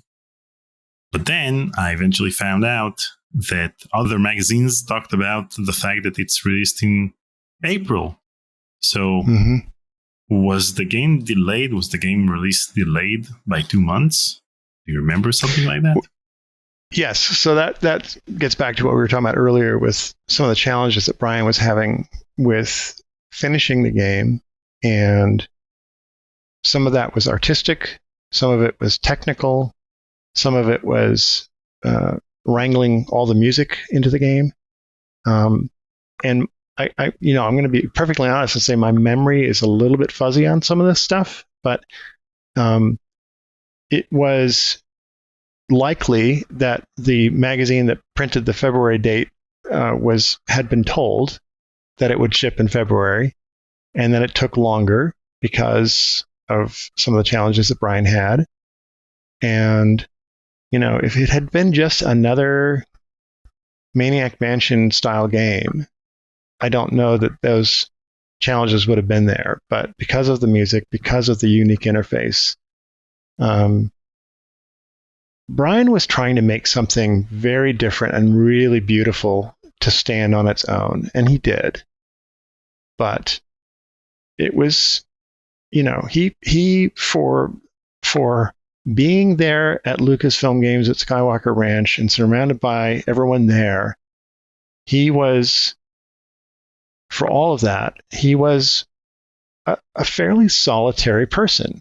He kept to himself. He was hyper focused on what he was doing, and he pulled it off. But it was a really challenging project for him, and I'm not sure that he had the same. He didn't have a team of people around him like they had for Monkey Island. There was a good team of people working on Monkey Island that really brought that into existence. And Brian was, for the most part, from my memory anyway, working alone. And so there's a lot of pressure and a lot of challenges that one goes through to do that level of work with that level of innovation, and not have a team of people around you that you can offload things to. Okay. Now, unlike the adventure games that you hated, in 1991 you were credited for graphics and artwork and nose art and mission design on a game you actually loved, which was Secret Weapons of the Luftwaffe. What Yes. can you share about your very versatile contributions to the game? Oh, well, thank you. So it was such a treat to get to work with Larry Holland on his team, and everybody on that team, including Larry, had a real passion for the historical content of those games. And I came in at the tail end of Battle of Britain and helped do a set of missions that was released as a separate expansion for the game. And then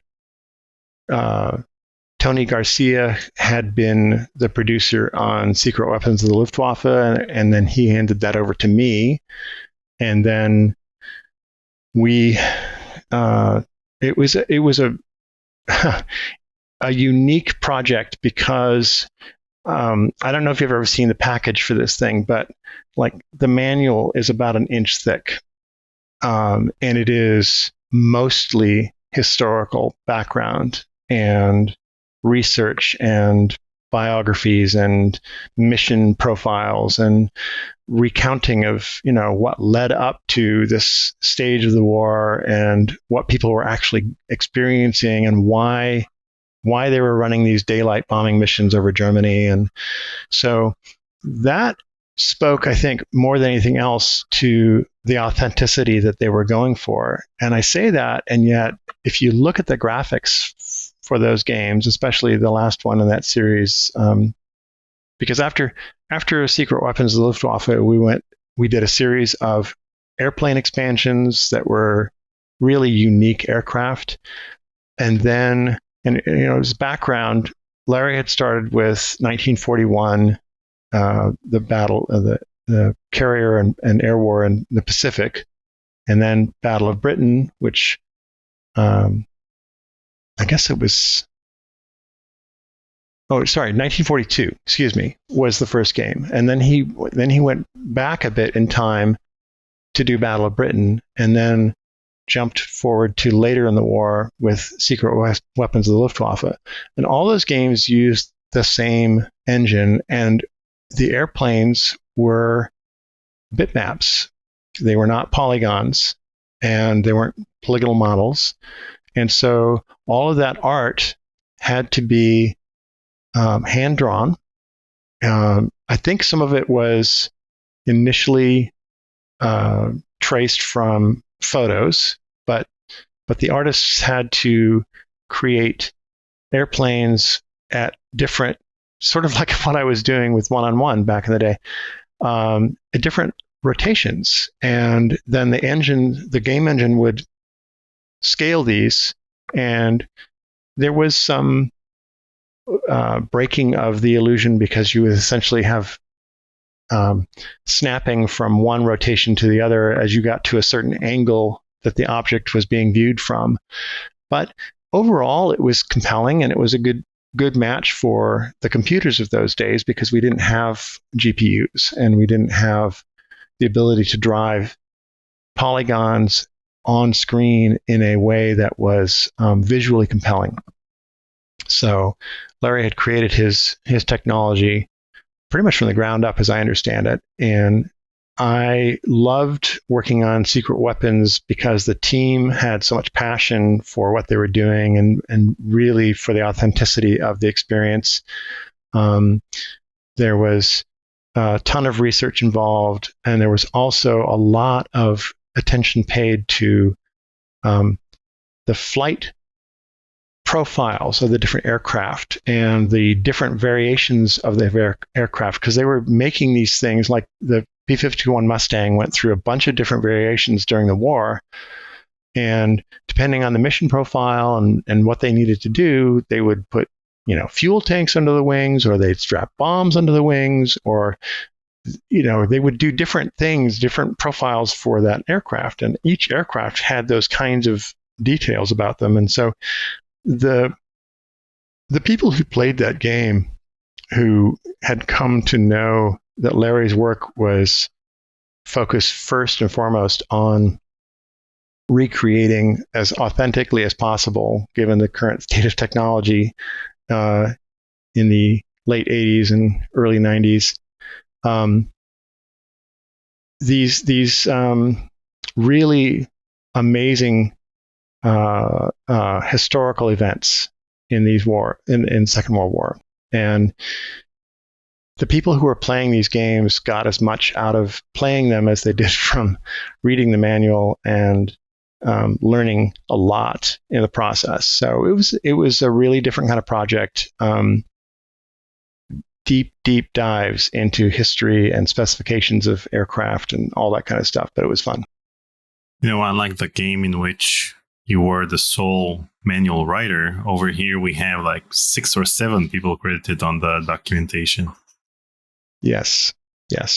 One of the things I had the opportunity to do after the game shipped, we wanted to do those 4 airplane expansion discs, and I went back to the Smithsonian Air and Space Museum and got to go behind the scenes that most people don't get to see, where they were doing aircraft restoration with some of these rare aircraft from World War II and the experimental German aircraft. And it was a real treat. I was taking pictures, and some of the stuff that I photographed ended up being used as reference material for the game or for the manual. And that experience, again, was just unique and really special. Now, you talked about the historical accuracy of the manual and the planes themselves. You, as the mission designer, did you have to deal with things that required you to balance between the historical accuracy and gameplay, like in times where you wanted to focus more on the gameplay and less on the historical aspects? Absolutely. It was always walking that line, because when you are putting the player in a scenario and you're saying you are at this place on this date and you are running this mission, it's like writing historical fiction. You are referencing all the stuff as authentically as you can, but essentially you are fabricating scenarios. There were some missions that we knew exactly what had happened, and we knew the date, we knew the results and the routes and all that kind of stuff. And we would recreate those as much as we could within the game. But then there was a lot of stuff that we were fabricating based on things that we knew that were happening.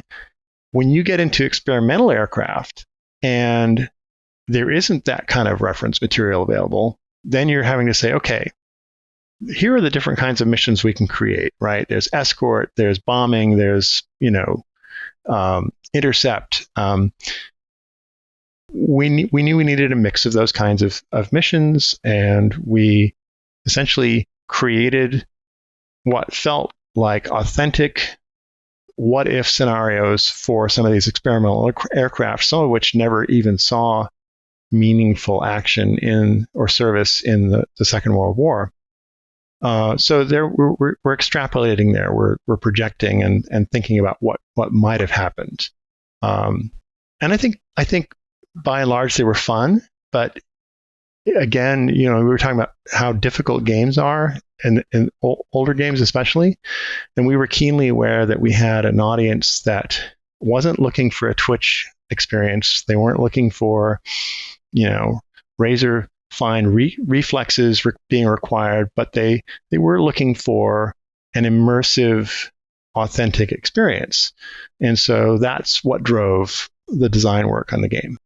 So in 1991, you were credited for mission design on P-80, Shooting Star Tour of Duty, and P-38, Lightning Tour of Duty. What was your process for designing the missions in these expansion packs, and what was the development cycle like on these expansion packs? Yeah, so it took, as I remember, it took a couple of months to do these. We did 4 different expansion packs. So it was the P-80, which was the first American fighter jet. It was the P-38. It was a German plane called the Dornier 335, which had a puller and pusher, 2 engines, one in front and one in back, and a really interesting wing design. And then I think I'm trying to remember the last airplane that we did. It'll come.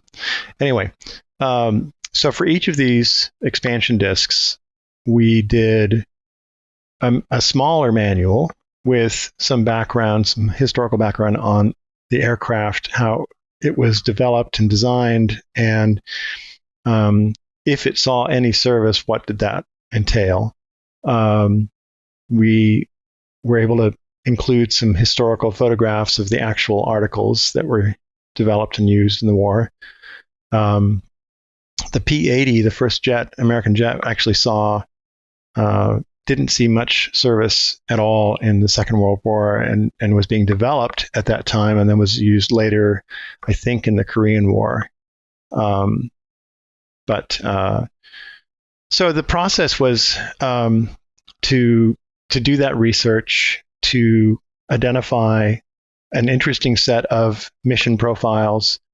And because Larry had created a mission creation tool, I was able to use that to set up each scenario, each mission, and give essentially the player the sense that they know their setting, they know their mission, and it was kind of fun because it was like instantiating all these different actors essentially in a scene, and then giving them instructions, and it was a mix of manual placement of things, and then also telling the AI opponents what their goal was, what their experience level was as a pilot. So they had different profiles that you could create for the AI, and that would determine how they would behave and how challenging it would be for the player. And there were a few missions that I designed that I had to dial back a bit because I had gotten so good at the game that I was creating things that the other people on the team would try, and they'd be like, "Are you crazy? There's no one besides you can play this one and actually have it, finish it successfully." So it was a good lesson for me in terms of how to have empathy for your player and not make things so difficult that it's not fun. And At the Computer Game Developers Conference in March 1981, you were honored with the Best Producer Award. And in the June 1991 issue of Computer Gaming World, again, the famous magazine, your achievement was mentioned. First of all, what did it feel like to receive this recognition? And what do you think helped you stand out as a producer back then? So I was deeply honored. I will also say that was the first and last time that award was given. And they changed the format at GDC for awards after that. So why? I think it was because they wanted to emphasize or recognize people's contributions and success and excellence in a different way. And honestly, I don't remember the details of it beyond that. But, there were some really amazing producers who were up for that year. And I fully realized that I kind of had a stacked deck going into that because we had shipped both. We had shipped Monkey Island and Loom going into that conference, and those were high-profile projects. And the teams that I was fortunate enough to work with were really great people, and it was reasonably easy to look good in that context. Because of the situation I was in. And so I think that was another reason maybe that they changed up the award after that. It was because it was, it's like, okay, you do want to recognize people's excellence and success, but a producer is a really interesting role, especially in the game industry, because it really is that mix of art and science and trying to walk that line, but keep everything on track. And I think it's an important role. There's no doubt about it. But I think people are more interested in general in the designers and the artists and the musicians and these days the animators and the people who are doing mocap and things like that. I mean, those roles are more interesting in an awards context, and so that may have been part of the reason why they changed it up. But I was honored, and I think the guys that I was working with, the people I was working with, made it easier for me to win that award.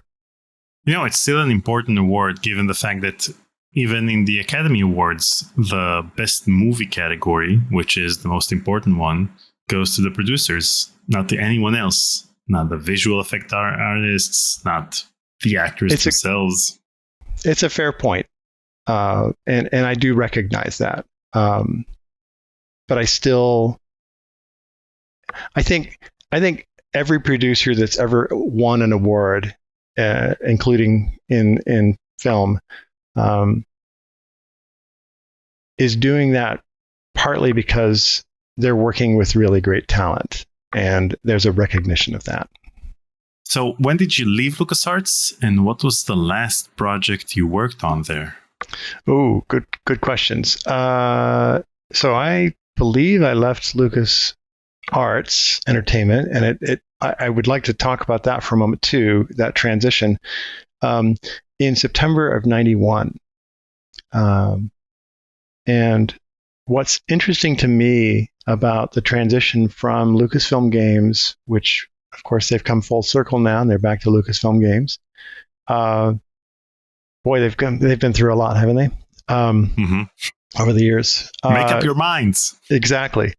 When they rebranded the game division as LucasArts Entertainment, there were people who were so unhappy about that they ended up leaving.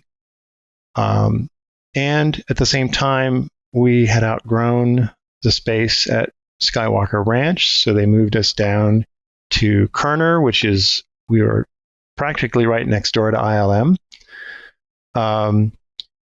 And Kerner was a name of a street in San Rafael, or San Anselmo, San Rafael, I think. And it was fun for some of us to be right next to ILM because it meant that we could go see dailies occasionally. So I remember going and seeing dailies of some of the CG work they were doing on Terminator 2. And that was just like so cool. And some of us got to go on tours that hadn't seen it before of ILM and seeing the original models of Star Wars ships and things like that. And it was memorable in that way. But I noticed, and I'm sure other people have talked about this as well, that there was also a shift going on in terms of how the corporate culture within Lucasfilm Games, LucasArts Entertainment, it started to be operated more like a business unit and less like a game studio. And I think that was not a good fit for it didn't really respect the history and the culture of that group as a team, as a broader team doing multiple projects. And I don't really want to dive too deeply into this, but it did not contribute to me making the decision to leave. That was more of a personal thing. I was ready to start my own studio. I'd been in the games industry at that point for 10 years. And I felt like I had made the contribution that I wanted to make at Lucasfilm Games and was ready to do some new things. I ended up doing some more work with Larry Holland after I left. Helped with some mission designs on X-Wing and TIE Fighter. And that was fun because it was sort of a continuation of the kind of work I had been doing on Secret Weapons. So I was familiar with that.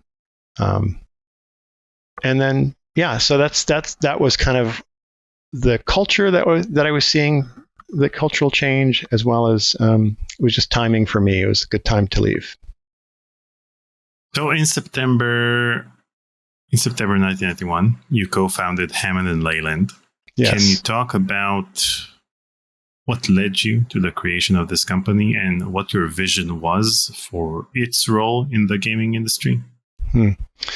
Yes, good questions. So Robert Leyland and I had become friends, and I had gotten to know Paul Ritchie years before. He was part of the earlier game development group at EA and had done Archon and Archon 2, which were battle chess games. And they were part of that whole group that went through EA early, stayed in touch and knew each other well. And so Robert and Paul and others, Greg Johnson, were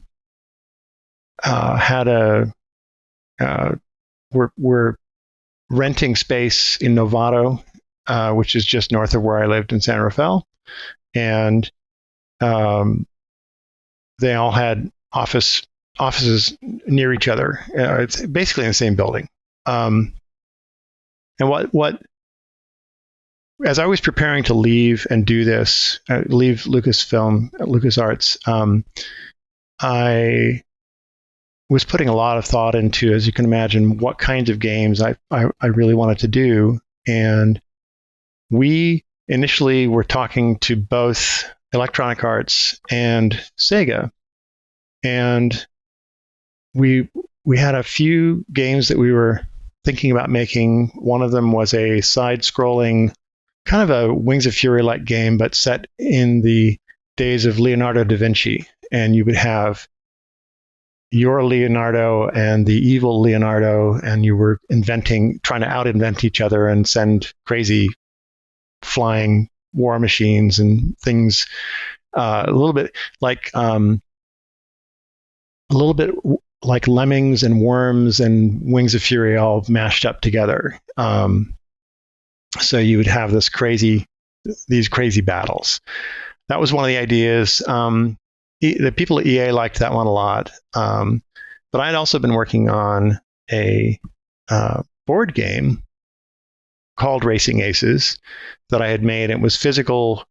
It was like a racing game, Racing Aces, a road racing game, but it was modeled after the actual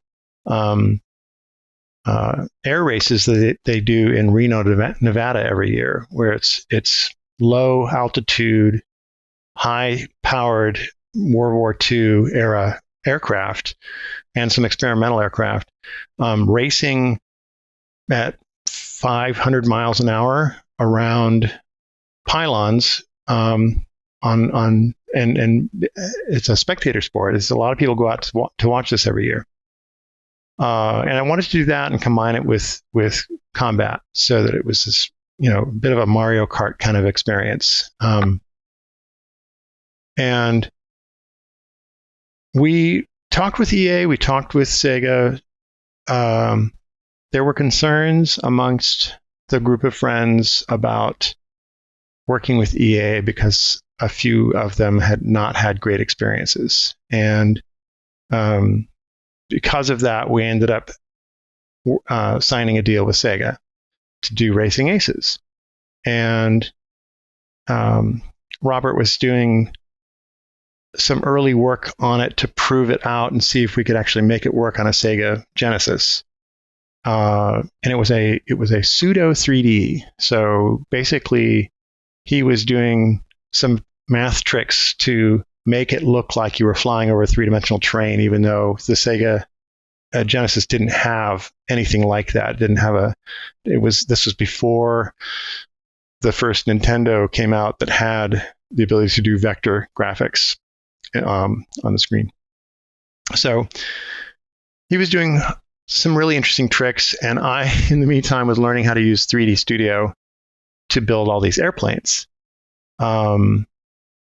And it was a mix. Went from biplanes and triplanes to World War II to jets, and I picked what seemed to be sort of iconic aircraft from each of those periods and made 3D models of them in 3D Studio running in MS-DOS. And Paul was pretty funny. Paul Ritchie was like, Greg, this is a little bit like trying to kill a fly with a house. It's super overkill. And it's like, yeah, I know, but I don't know how big I need this airplane to be on the screen, and I don't know how far away, what the right angles are. I didn't know any of that. So I was trying to we did a bunch of proof of concept work. And it ended up being really helpful because once I had that 3D model built, of course, I could re-render all of it. And they were bitmaps, they were renders for each angle of the aircraft that we needed to see in the game, including the ones that were flying towards you or next to you, and you'd see side on or some other angle. The other thing we did in that game that I thought was kind of fun was we were able to create a system where we would render out each set of shapes for an airplane, and then there were areas of color on each plane, and we could change those by doing color lookup, so that at that time EA was doing some games like Road Rash, and so it was this motorcycle racing game, and every opponent other than the player who you were racing against looked exactly the same in Road Rash. And I was like, what? I think we can do something better there. And so we had a paint job and a paint scheme that was essentially a color scheme that was associated with each of the AI characters in the game that you were racing against. And that was kind of fun because it was something more colorful, more original than some things that we had seen previously to that. So, but it was based on this board game that I had done, and I had played with these guys a few sessions to kind of figure out, is this concept fun? And I had physical representations of the airplanes and altitude indicators and cards and physical pylons, and you could lay the track out in different ways, and so it was kind of fun to do a little bit of a proof of concept and have those play sessions before we even got into developing the video game. Did your colleagues apologize for doubting you, for choosing 3D Studio as your tool of choice? I never heard an apology, but I think there was a recognition that it was necessary based on what we had to do with all the aircraft. The challenge was, and the reason it turned out that the game wasn't really possible to do on the Sega Genesis because it was just too processor intensive. And we ended up being offered a Sega CD publishing slot for it. And once we had that extra horsepower, because the Sega CD was not only CD based instead of cartridge based, but it also had some extra processing power that the developer could use to get better performance. And so that was a trade-off. It was really interesting. Big picture, hindsight again, if we had it to do over again, I might have put my foot down and said, guys, I know that we've had issues with EA for whatever reason. I really want to work with EA because guess what? We're not locked down to one platform. They're going to help us get to computer and every other device that they currently support. Going with Sega, then running into the brick wall of a performance limitation on the Genesis and having to go to the Sega CD, we went from like a market that was like every platform down to a platform that very few people had because it was a special add-on for the Sega Genesis. So that, and we had some other challenges with Sega. We were assigned a junior producer, and I had done these. One of the things I did for Secret Weapons was I spent days making ideal, perfect, beautiful screenshots for the packaging. And it took a long time because I would have to line up. I'd have to get to a certain point in flight, and I'd have to freeze the action, and then I would move things around to the point where I was like, I had the perfect composed image that was perfectly possible to do in the game, but it was like, it's any advertising photography, you're using idealized subject matter, right? And that's true for screenshots. That's the one thing that the player can look at before they buy the game. Do I like this game? Well, look at the beautiful screenshots. I had done the same thing for Racing Aces, and then our little guy at I don't want to be mean, but our person at Sega didn't have the experience and ended up using probably the worst screenshots that I've ever seen for any game ever. They killed any chance we had at selling the game because people would look at this and go, I don't even know what's happening here. They were just bad. There were three screenshots and they were teeny tiny on the package, right? Mm-hmm.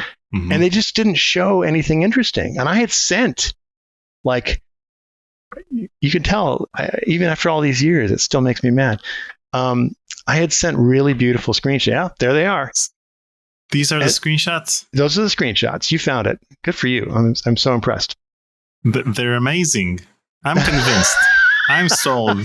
Where can I buy this game? Do you see, when you look at the front cover and you see the pretty cover art that they created for the game? Okay, that looks like fun. That's showing the different styles of aircraft, and that was my logo and all that good stuff for the game.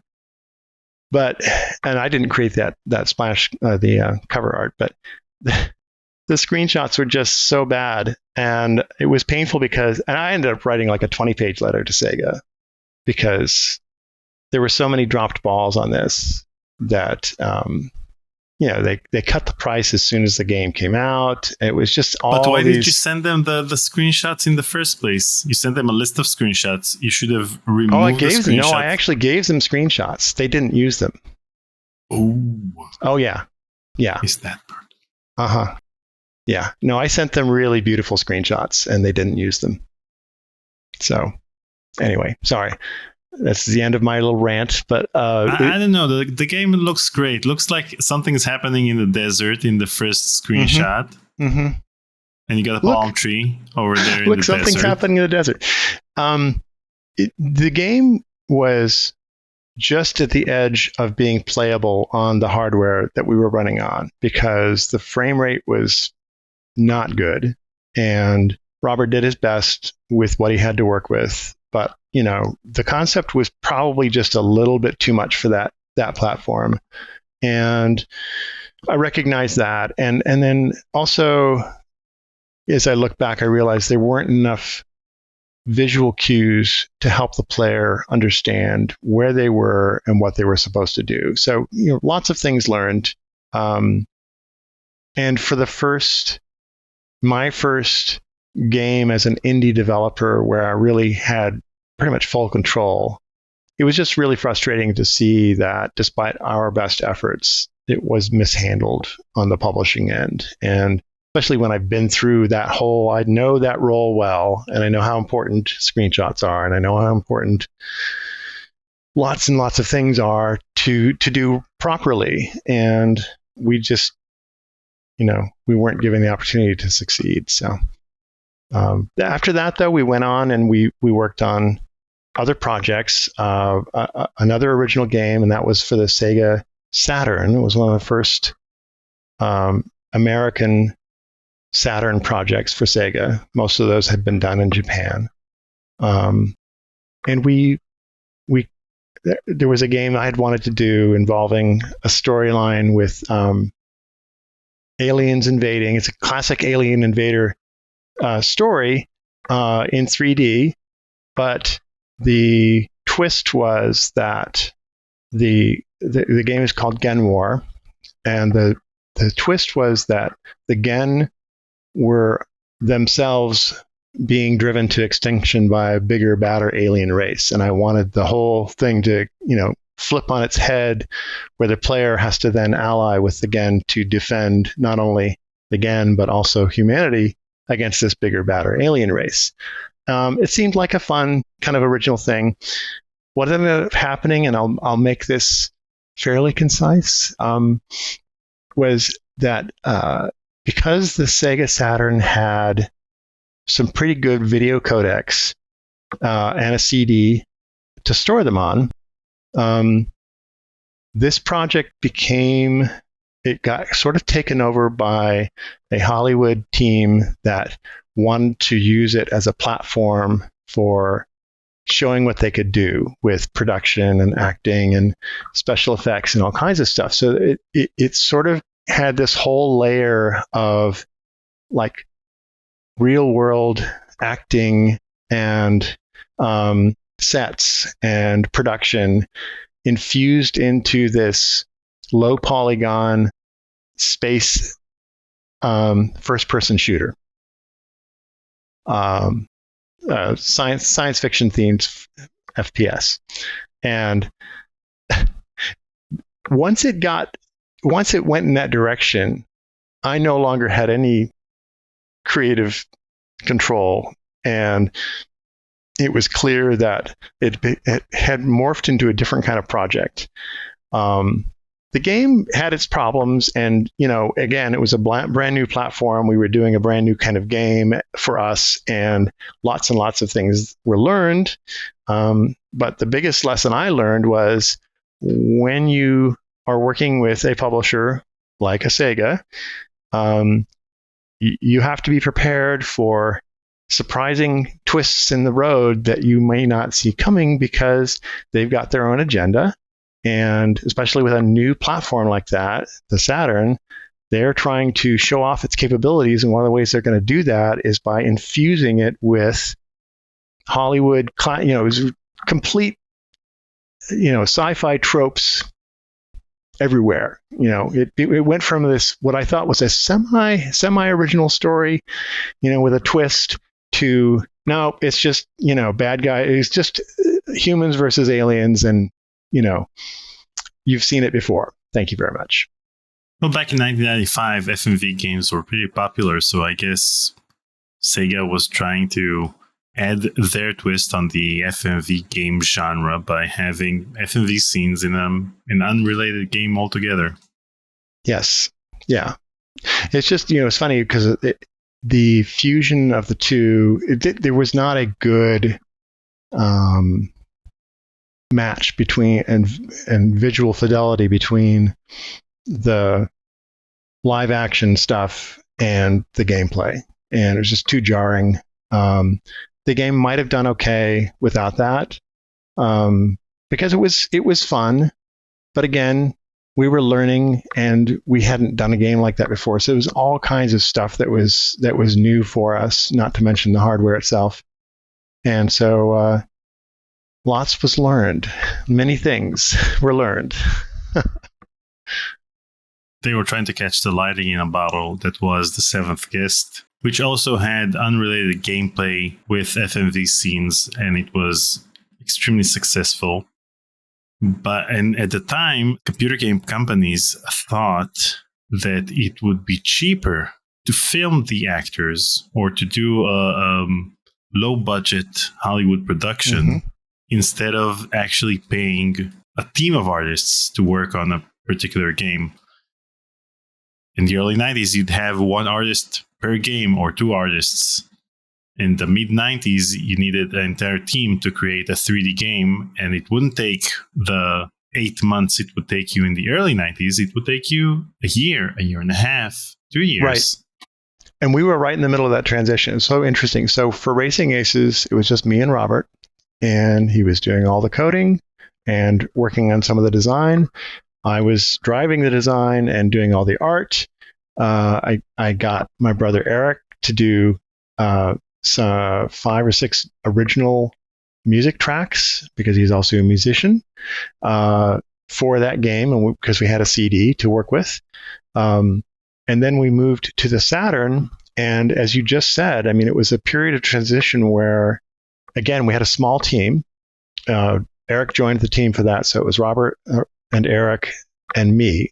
And I should have hired an artist or two, because I quickly ran into my own limitations as an artist, and I really was out of my depth with knowing what to do with 3D models in real-time 3D in a first-person shooter, so many things, right? And so the game suffered as a result that way as well. It didn't have enough visual diversity. It needed better art design, art direction. And I could have provided some more art direction and not been so focused on creating every last polygon and pixel myself. So things learned.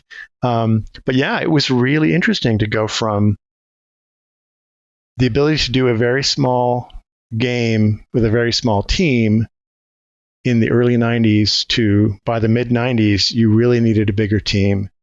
And especially if you're going to incorporate FMV and things like that, the budgets and the team sizes quickly began to grow. Yeah, technology in the 90s you'd have huge technological leaps year after year. You could look at a game and say it was released in 1991, and look at a different game and say that it was released in 1993, because there were specific technologies that would be released in that particular year, and they were used in that particular year. A year before that, they didn't have that technology, and a year after that, it was already outdated. So these were the 90s. Nowadays, you can differentiate between games from 2020 or 2024, because games are in production for 10 years. So if you'll have major changes every year, like you did in the 90s, you wouldn't be able to complete a game or release a game, because you'd always have to chase your own tail by adding new technologies all the time. And now we are starting to come full circle because of the technologies like you're seeing being offered in Unreal Engine, and you're getting AI copilots and things like that for code generation. And so I think we're going to see more capability for smaller teams who have a unique point of view and now have a way to actually get that out to the world. Where for a while now, there's been kind of this rift between super indie games that stay within their lane and don't try to do too much, but still have a really unique place, and bigger budget games that there's not much in between those two levels of game development.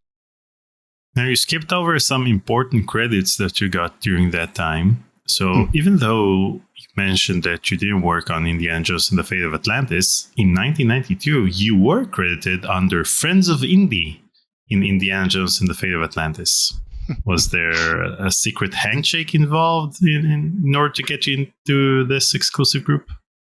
So, if I remember correctly, Hal Barwood was leading that project, and I might have sat in on a meeting or might have done some playtest. I don't remember, honestly. It's a little fuzzy for me, but it was very kind of them.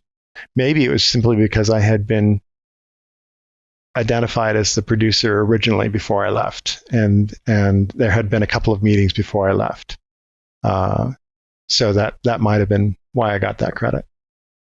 Well, sometimes the credit of Friends of Indie is better than the credit of producer. So, in 1993, you were credited for mission design on X-Wing. Yes.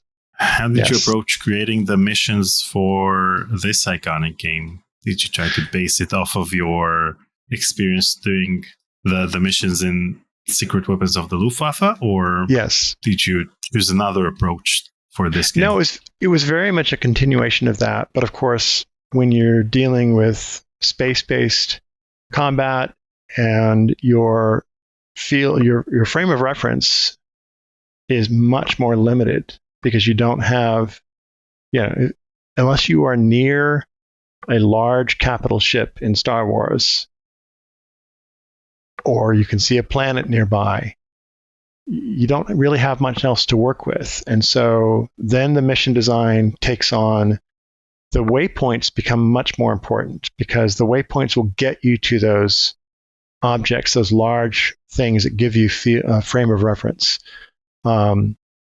Without them, you're really just flying around in a vacuum, in a void, and it's hard to understand your place and your purpose and where you're going. So that was probably the trickiest part of those, that the mission designs for those was just, and fortunately there was a really great team. Larry had a great team of people working on this. So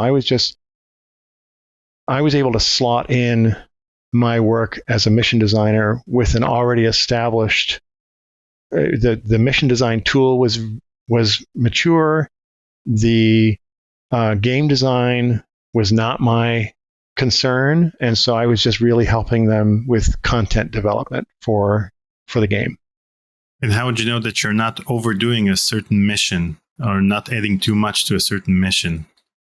Did you use any playtesters or playtester feedback, or was it your decision to add more things to a mission or remove things because you felt it was too large of a mission?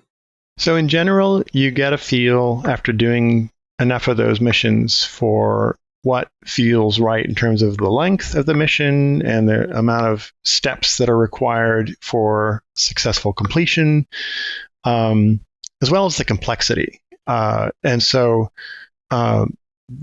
generally speaking, there were different mission profiles, and there was a broader campaign that those were fitting into. That, again, I didn't design that. It was just we need this kind of mission with these objectives, and go make it. And then the playtesting was partly done by the team and partly done by a dedicated team of QA people who were on board to do that. It was, I regretted having to move on to my next thing when I did, because I had really enjoyed working with Larry and his team. Well, at least you got to work on a LucasArts game, even though you weren't at LucasArts. Yes. Yeah. That was really, I felt very fortunate to be included. In 1994, you received special thanks in The Horde. What did you do to earn this special thanks? So this goes straight to the collaborative spirit that I was talking about earlier with several studios sharing an office building on the same floor in the same hall, and we would. There was a lot of cross-fertilization of ideas going on, and our publishers knew that was happening, and they were okay with it because they knew they were getting better games in the process. But it was also really fun to be able to just, when you are in the middle of the thick of doing your own work, it can be really refreshing to go and play somebody else's game and talk to them about what they're doing and see the progress that's happening on a day by day and week by week basis. And it was that kind of feeling often with those guys in Novato, California. And one of my favorite periods of time in my career, bar none. It was just a rarefied atmosphere of creativity. And so for the Horde, that was Paul Ritchie and Fred Ford's game that they did for Crystal Dynamics, I think. It was a goofy, very humorous game, and I think I was just involved in some of the brainstorming sessions, and I didn't really contribute that much to that game. I was just there. And since it was an FMV game, you could have told them not to go the FMV route, because the year after, with Gen War, you had to suffer through the addition of FMV sequences. They had the benefit of getting to work with, I think, Kirk Cameron for that game. True. And that name recognition was, I think, probably very helpful for that game, and got people to buy it and pay attention to it who might not have otherwise. But also part of it was that Paul has a good reputation as a game designer and is known in the industry for his work. And so I think there's that as well. But yeah, Horde was a funny little game.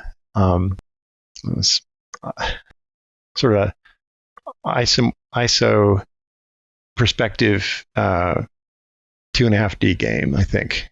Yeah, it was very funny. A lot of humor. After moving to St. Louis in 1994, you had to adapt by taking on non-gaming projects.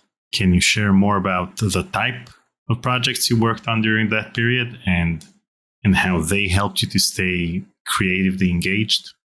Yes. So when we moved, my wife and I decided to move with our 3 boys to St. Louis in August of 94, and we were most of the way done with Gen War at that point. And so it was hard because it's always hard to break away from one's team and work family, but it felt like the right thing to do for our family, so we did. And I worked, when we first got to St. Louis, I worked for a while with the team that I had been working with in California and helped them to get Gen War done. And then they did another game that Sega wanted them to do. It was a licensed game for the movie Congo. And so I helped with some of the level design and stuff like that. And then I had a few other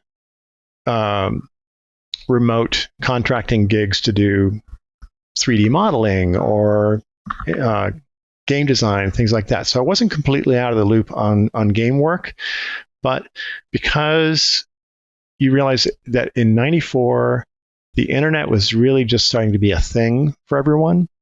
And so it was still hard to work remotely with people, and it took a lot of extra effort to make that feasible. So I ended up starting to do some work learning Flash and doing some local work for clients on training material, corporate training, and that kind of stuff. Did some voiceover work locally. And then I think I forgot to mention this in the things I shared with you earlier, but I was hired by a company here called Simutronics and worked with them as their art director on a game called Cyberstrike 2. And that was... I know, but we didn't get there in the timeline. Oh. I have questions about it. Sorry, I'm jumping ahead. So yeah, I had to learn to kind of mix it up and fill in the gaps where I wasn't able to get solid game development work on my own. So you started using Flash back when it was Future Splash, before Macromedia? I was learning. Or after? I was after. It was after, and it had become Flash, but I was starting to learn it so that I could be a little bit more flexible in what I was able to do as my skill set. Flash was awesome. I was a Flash developer for 12 years. Wow. Yeah. Until Steve Jobs decided to kill my career. Well, security and all that, right? Yeah, exactly. So now I'm developing for his devices. There you go. Aren't we all? So you talked about Congo, which is a favorite. It's a guilty pleasure of mine. It's not a particularly good movie, but I really like watching it from time to time. There you go. So I was pleased to see that you worked on that game, and you worked on Battle Stations back in '97, and you also worked on X-Wing versus TIE Fighter again. Yes. Created missions for that.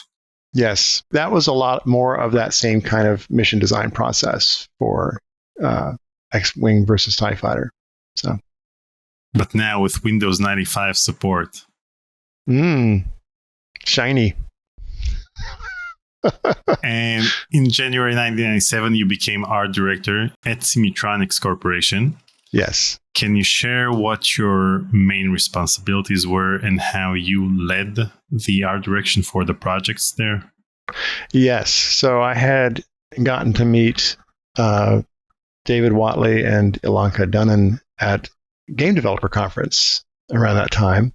And they were surprised to know that I was in the area. And so we got to talking, and it seemed like there was a good fit for what they needed and what I was able to provide in terms of skill set. So instead of doing producer, project manager kind of role, I stepped into an art direction role and was able to help their team with 3D studio workflow, and they already had a good handle on stuff, but I did do, it was kind of a hybrid role. I mean, I did do some producer kinds of things in that role for that game project, but a lot of what I was doing was we had a situation where they wanted pre-rendered 3D cutscenes in the game. And so we had a contract, a publishing contract with Sony, and they lined up a team of artists who worked with us to create a bunch of different cutscenes. And there was a storyline campaign kind of thing, and these cutscenes would be played at certain points in that storyline. So again, managing remote people at that point still wasn't the easiest thing, but it was getting easier. It wasn't nearly as hard as it was working with people in Hungary in the 80s. But still, when you're dealing with remote work at that point and you're trying to share dailies on visual work like that, it was still kind of a challenge at times. We didn't have fast, persistent connections that we could just, say, here's this thing. It had to be put up on a file server, and you had to download it, and then and it was not quick speeds, and so it became a different kind of bottleneck, really, in that way, that kind of work. But the work I was doing with the internal team on Cyberstrike 2 was a mix of sort of technical industrial modeling and texturing and animation for the machines in the game, as well as people and landscapes and environments and that kind of stuff. And they had the first Cyberstrike game had come out some years before that and had its own success. And this was an attempt to. We were just getting the first NVIDIA GPUs to work with, and so this was late 90s, and we were working to leverage those the best we could. Again, something new and challenging, and the game was fun. And again, I learned a lot. Good team. I enjoyed working with them. The first NVIDIA GPUs, if you would have invested in NVIDIA stock back then, could have been a millionaire. Yes, now.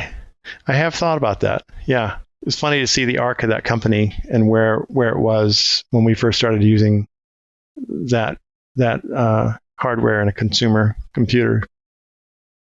Now, sure, you were credited for design on Cyberstrike 2, and that's okay, but I'm more interested in your uncredited voice role in Cyberstrike 2. Oh, wow. How did that come about? That's a really good question, because I don't have a really clear memory of this. I had been, as far back as Lucasfilm Games, we were doing some early voice tests before we had voices in Monkey Island. And we got to go over to Skywalker Sound and their Foley stage, and they had a booth there, and we were doing just different voice tests with different kinds of characters, and that I got to do a few of those, and it was my first real taste of game related voice work.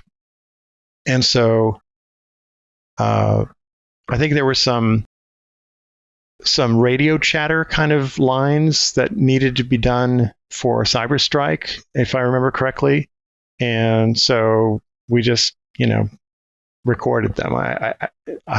That's about as much as I remember on that. So back in the LucasArts days, I know about the talkie test that Eric Woolmander did, in which he voiced Rapscallion. Mm-hmm. Do you remember if there was another test that was done with you voicing other characters? So I don't think any of the work that I did actually made it into a test. It was more of we were experimenting with different styles of voice, different caricatures of voice to, and it was, as far as I know, it was the first effort that they had on doing any voice work at all for the games, and so it was highly experimental. And as a result, I don't think anything I did ever made it into a test. Is it possible that it was done for the talkie version of Loom? No. This was definitely these were Monkey Island characters, and I was doing some goofy, weird voice, and it was hurt my voice to do it, and I'm not going to do it right now. But it was this little, I don't even remember which character it was, but it was. The fun part about it for me, the thing I remember most, was getting to go into Skywalker Sound and use their professional sound booth to do these tests. But I know that nothing I recorded during that time ever made it into production. So. Okay. We'll have to break into the LucasArts archives and find please. if whether or not they saved the DAT tape on which it was recorded. Oh man, I hope not. It wasn't good. It was for test purposes only. Okay. It's something I enjoy doing though. I like doing voice work, but most of the stuff I've done actually for voice has been more on the commercial side and corporate side than for games. I'd like to voice do a more character of it, in Cyberstrike 2. Don't forget that. There you go. Yeah, I'll always have that. in July 1999, you joined Real Sports as director of development and as a 3D artist. What can you share about your time there? So you remember back in the way back, I had mentioned the president of Data Trek, Robin Antonik. He started a studio in Chicago called Real Sports, and they were doing a couple of things. They were doing a technology test with Intel for a new kind of real-time, data-driven sports, like 3D visualization for real-time sporting events. I don't think that ever got off the ground, but the game development side that they were doing was IndyCar racing. So the Indy series of auto racing at various high-speed tracks around North America. And so I got to, they needed help managing the project, but they also needed some additional art help. So I got to stretch my 3D skills there a bit and was working with fairly crude photogrammetry, where we would get photos in and use them as photo reference to build the models of things like the Las Vegas Motor Speedway. And so it was an interesting mix of eyeballing things to make sure that they looked right and actually having physical dimensions wherever that was possible, but we didn't have complete physical data. So, and then it was, they were developing it for PC. They actually did a demo cartridge build on the Nintendo 64. I think I still have that cartridge around here somewhere. And it was a reasonable game, but I don't think it ever got published. I don't remember if the publishing deal fell through. I can't even remember who the publisher was at this point. But it was a year of my life spent doing a mix of remote work and on-site with them. So I would take the train up and spend a couple of weeks with them and then go back home and keep working. Good group, but what they were working on was very technically challenging, and they were doing a good job, but I don't know that they had enough people on the project to make it happen. I'm sensing a pattern here where there's always a problem with the publisher. So that, as it turns out, happens an awful lot in this industry. There are a lot of projects that never see the light of day for a variety of reasons. You know about a lot of them, but there's so many more that you don't ever hear about just because they've either happened a while back or they never got noticed in the first place. I've worked on a number in the last 10 years that have gotten to the point where they're at the brink of getting funded, and then for whatever reason, that doesn't happen. So you then have to shelf it and move on to something else. And it's frustrating because you're putting your blood, sweat, and tears into something that ultimately doesn't go anywhere. Well, the secret of surviving in this industry is not getting emotionally attached to the projects you're working on. If you figure out how to do that, I'd love to know how that works. Because I don't know how to make a game that people care about without pouring yourself into it and investing yourself in it. Well, there's always the chance that the technology might die on you before you complete production on the game itself. Like, that's for a happy example, thought. The Flash platform, or for example, the whole debacle with Unity. Oh my gosh! When they changed the terms and conditions, and you had to pay fees.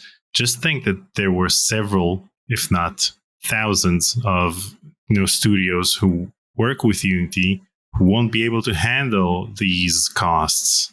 Yeah. So Yeah. Changing the rules of the game mid-game is not something unheard of in this industry. So this, for example, could have killed the production of multiple games. That's why you don't get emotionally attached to the games you're working on. I mean, it is, you do need to treat it like a business, but it's also an art form. And so part of being an artist, even if your art is coding, part of being an artist and producing something that people are going to enjoy, hopefully, is that you have to channel, you have to understand the mindset of your audience to be able to create for them. And that is a very personal level of effort that requires a personal investment. If that investment is not made, the results are obvious in the finished work. And it's rare. I don't know. I can't think of a single game that has been successful where the people making it were not fully invested. And I have thoughts about I'm not saying that you shouldn't be fully invested in the project, but I'm saying that in case the project is either canceled or doesn't succeed, then you shouldn't be emotionally attached to the results after the release of the game, or in case it was canceled. That's fair. That's fair. That's a healthy outlook on things. I like it. I have thoughts about the Unity thing, but I don't think they're anything that people haven't said before or thought before. But I share the pain. Having developed stuff for Unity in the past, I share the pain of everyone out there who was affected by that, and I think it was very, very wrong. And obviously has been corrected. It was very wrong, and even though they decided not to go through with these changes, right, it doesn't exactly help you trust the platform as a whole. Yep. Agreed. Yep. In October 2000, you started as manager of computer graphics at Trendmasters. What can you share about your time there? Okay, so Trendmasters was a toy company in St. Louis, and they had a computer graphics division that was doing product concepting as well as packaging art, you name it. And we were using Maya on Silicon Graphics workstations, so it was fairly sophisticated setup for its time. And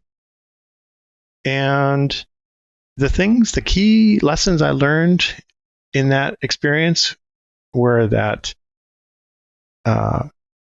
the people in the toy business many of them regard packaging as the most important element of the toy. Because if you can't get somebody to get excited and buy the product, the toy, then it doesn't really matter. Nothing else matters.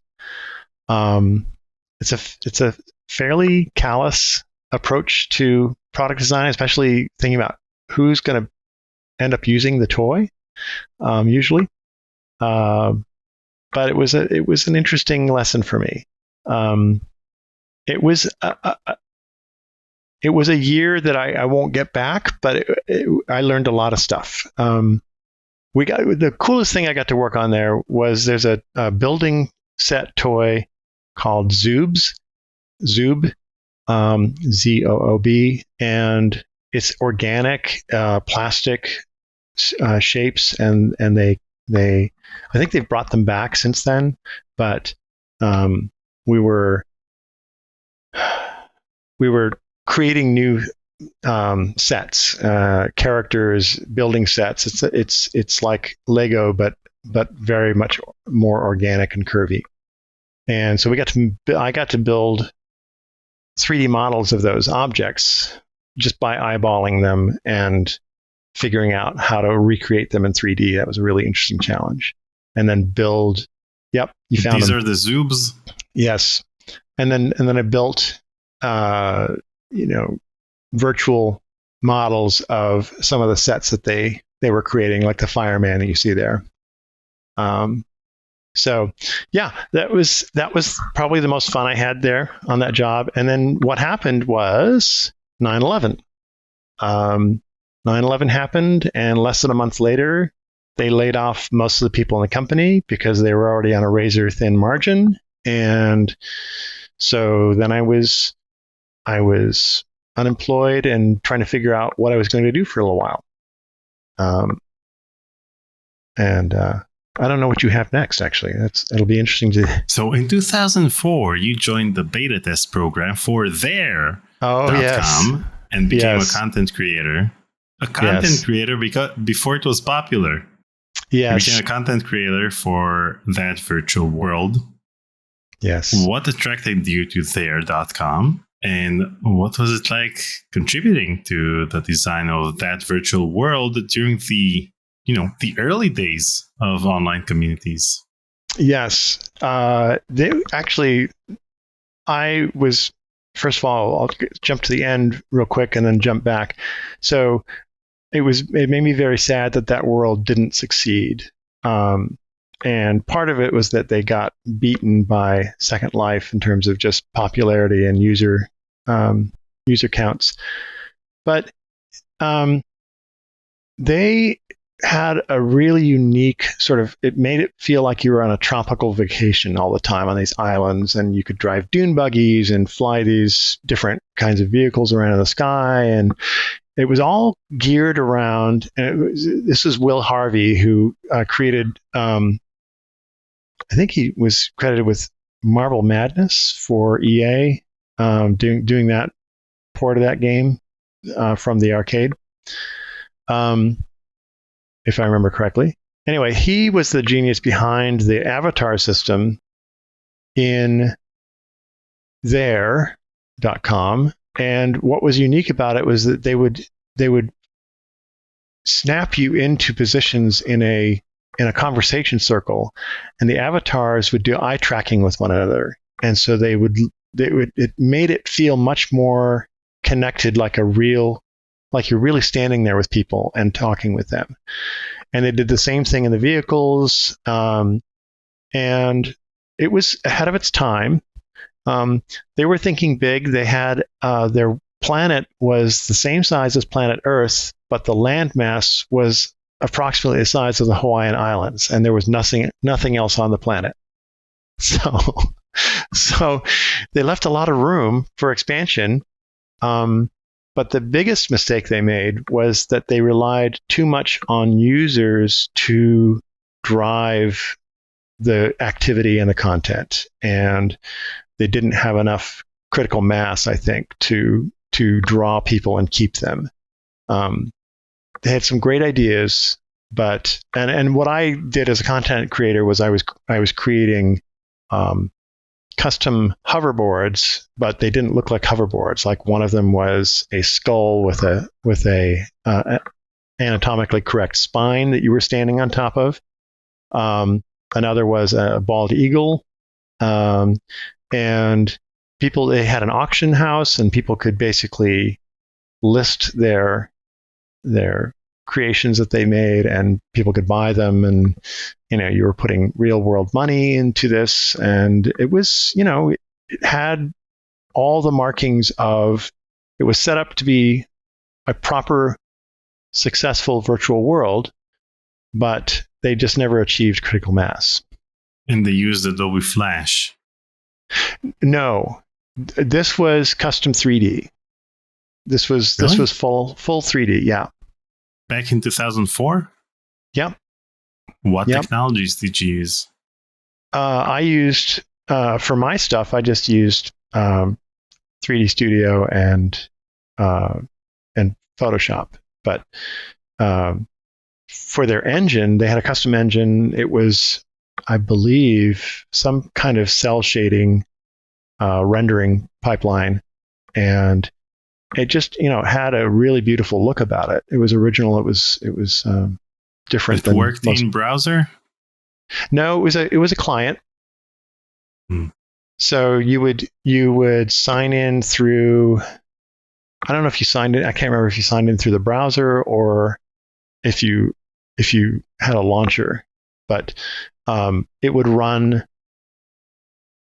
a 3D client. I'm trying to remember I think they had a custom engine. Okay. So, yeah. It might look like Flash because it's very flat cell shading. Because I know there is their domain that was shut down because of the demise of Flash. Oh no, yeah, this was different. This was an actual proper 3D virtual world. Okay. In 2007, you became the director of interactive services at Build-A-Bear Workshop, where you launched Build-A-Bearville. Build-A-Bearville, yes. What was it like creating a virtual world for 6 to 12-year-old girls? And how did you approach designing this space that was supposed to be both fun and probably safe for that audience? Exactly. Those are the critical design parameters and requirements. So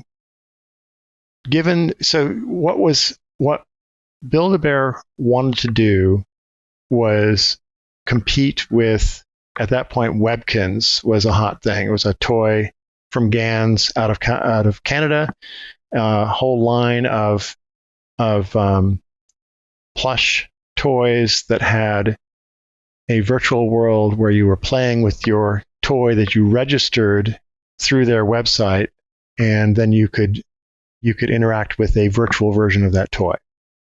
And this was all in the wake, I believe, of the Beanie Baby craze. So what Build-A-Bear had going for them was they were their own IP. They had a really great retail presence nationwide, as well as some international stores, and well-known brand. So we had a lot to work with, but what we didn't have was an engine or an ability to create the content that we needed to create in a way that would be engaging, have a sense of permanence, online, stickiness, and the essentially create a character and customize it with different clothing and looks, and then collect different virtual bears and things like that, and have a world to play in. All of that, those were the goals for this. And at that point, even then, there wasn't a good way to get kids safely into an environment, and we didn't have time or budget to do 3D. So we had to do a lot of custom work and we worked with a team in Quebec City called Frema Studio, and they already had they'd done things like this for other clients. So they had a Flash-based engine, and we were able to create the design for the world, the design for the player's avatar, and the ability to customize that with different skin tones and hairstyles and all the things, but it's all done in Flash. And the collectability feature for people to not only register the Build-A-Bear plush that they bought and owned, but also collect other ones that some of them were only virtual. But in the process, we had to create this world that was essentially a series of connected rooms, with each of them had some scrolling that could be done based on the character's movement. And we essentially, it was like creating an online theme park. And the safety part of it came in that Build-A-Bear already knew how to work with COPA, work within the COPA requirements and guidelines, and keep kids safe. What they hadn't done before was to open up a virtual environment where there was no good way at that point, and I'm not sure that there still is, to do age verification. And so they didn't know who was coming to play and who might be there that's pretending to be a kid but is actually an adult. So that led us to making decisions like we're going to have prefabricated chat lines that you select from menus. And that way there was no possibility for people to communicate inappropriately with children. So all by itself, that ensured the safety of the kids. We ended up learning later that there were chat rooms happening on the side where people were meeting through the game and then figuring out how to contact each other outside of the game. But that wasn't anything that we could control, but it was interesting for me to find out that was happening. As far as I know, there were not adults inappropriately contacting kids, but we would have no way of knowing if they were. And we also had a dedicated team of full-time customer support people in the Philippines, and that again introduced an interesting opportunity to manage that remote team of people. And I had a person working for me whose job it was to manage them directly and ensure that we were handling issues quickly. And you would think, okay, so well, for one thing, we went from the initial design of this virtual world to going live in about 6 months. And that was lightning fast. And then we kept running it as a live service for quite a while. It was still going when I moved on from Build-A-Bear in 2009.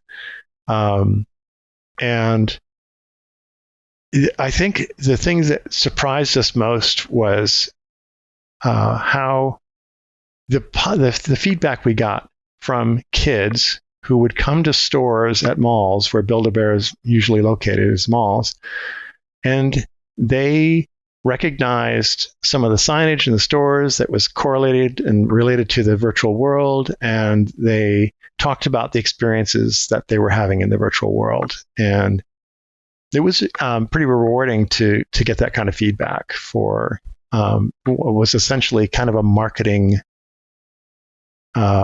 project for Build-A-Bear to do. It wasn't, I don't think they intended for it to be like a decades-long live service game. It was just something they were doing to be competitive with their competition. But it was fun to work on. Year after, in 2008, you became director of interactive at RIDEMAKERZ, where you again launched a virtual world, this time for boys ages 6 to 12. How did this experience differ from your previous work at Build-A-Bear?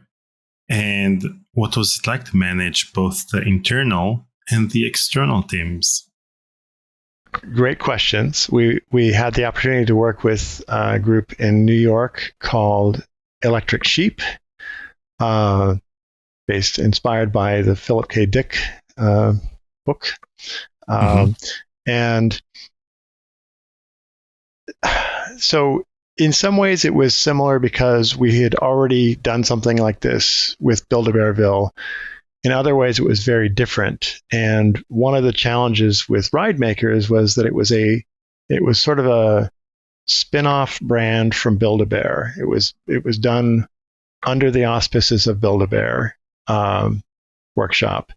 But the premise was that they were going to recreate the Build-A-Bear shopping experience and bear customization, all that kind of stuff that kids were enjoying in Build-A-Bear workshops, stores, for boys with customizable cars that are, about this big. I mean, they're actually pretty large vehicles. And there were a couple of key assumptions that they made as a business that didn't pan out. One was that dads like to go shopping with their sons for customizable cars, similarly to how moms go shopping with their daughters for bears. That turned out not to be the case. And then the other issue was because it was not a well-known brand, there wasn't really a great way to attract the audience and retain them the same way that we could with Build-A-Bearville. So I think it was a it was a great effort and a good experiment, but because of those two assumptions not panning out about audience and intent, they ended up. It didn't really. I don't think it was live for that long.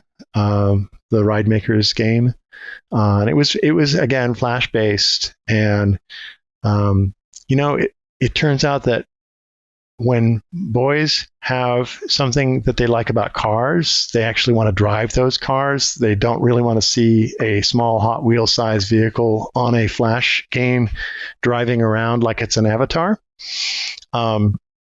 So yeah, lessons learned. And in June 2012, you founded Minmog. Can you share the vision behind starting this company? So Minmog still is the ultimate boutique. It's a very ad hoc kind of studio model, and the name Minmog I kind of made up from the concept of minimalistic multiplayer online games. That's the Min and the MOG. And it's about my ethos and approach to design, wanting to get to the core of what makes games fun and really focus on that. And my sincere belief is that you should be able to strip away all the stuff that makes a game pretty, and it should still be fun to play.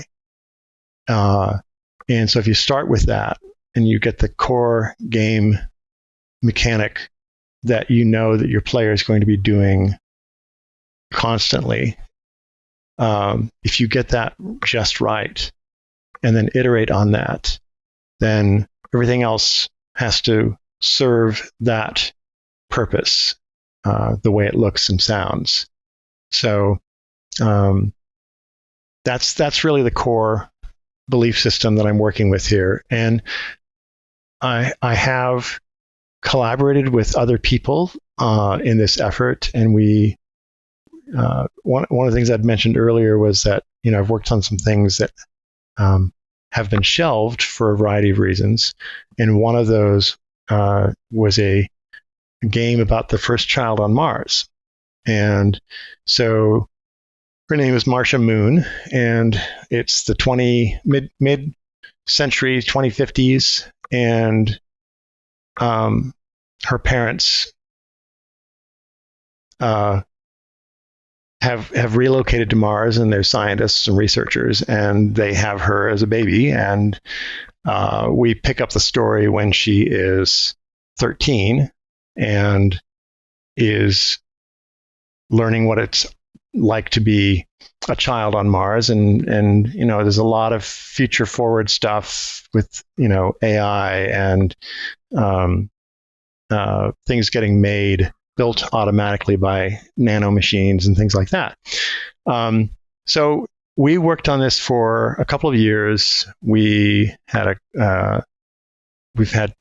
partnership for a while with the SETI Institute through a mutual contact with them, and there was a lot of interest in this story. And the story development is still going on in the form of novelization, but the game, for the time being, has been shelved because we had several really great conversations with people like Andreessen Horowitz and other VC firms that we have connections to. And we weren't able to quite get to the point where it was a good match and that they were ready to take the leap with us. But I tell this story just to, this is an example of what it can be like to be an indie studio with big ideas and not quite get an idea to the point where it's viable. It doesn't mean it's a bad idea. It just means that you're going to have to find another way to bring it forward, and it may not be now. So those are some of the things that I have been dealing with since Minmog was founded. And this March and Moon project was a more recent thing. It was just a few years ago that we were working on that. And earlier efforts with Minmog were just experimentation with ideas. And so I'm now working on a new game idea that is a subset of a much bigger idea that I started. The reason Minmog exists in the first place is because this bigger idea I started working on about 20 years ago, and it turned out to be not feasible to do this game with the technology that has been available, but now we've gotten to a point where it is. So I'm going to start with a subset, prove that out, get some partnerships in place, and then release that smaller game, build an audience around it, and then as that's gaining popularity, the plan is to build the bigger game in the background. And can you elaborate a bit on the project itself? Yes. So it's a game. The smaller game is based on movement through a condensed version of space. So things are close together. They don't have to be planets, but they're generally speaking round like planets. And it's a mix of flight and landing your avatar, your character, on planets and either leaping off of them again or running to discover things or interact with things on the planet's surface. And I call them planets, but they're really spheres. I think of them more as spheres.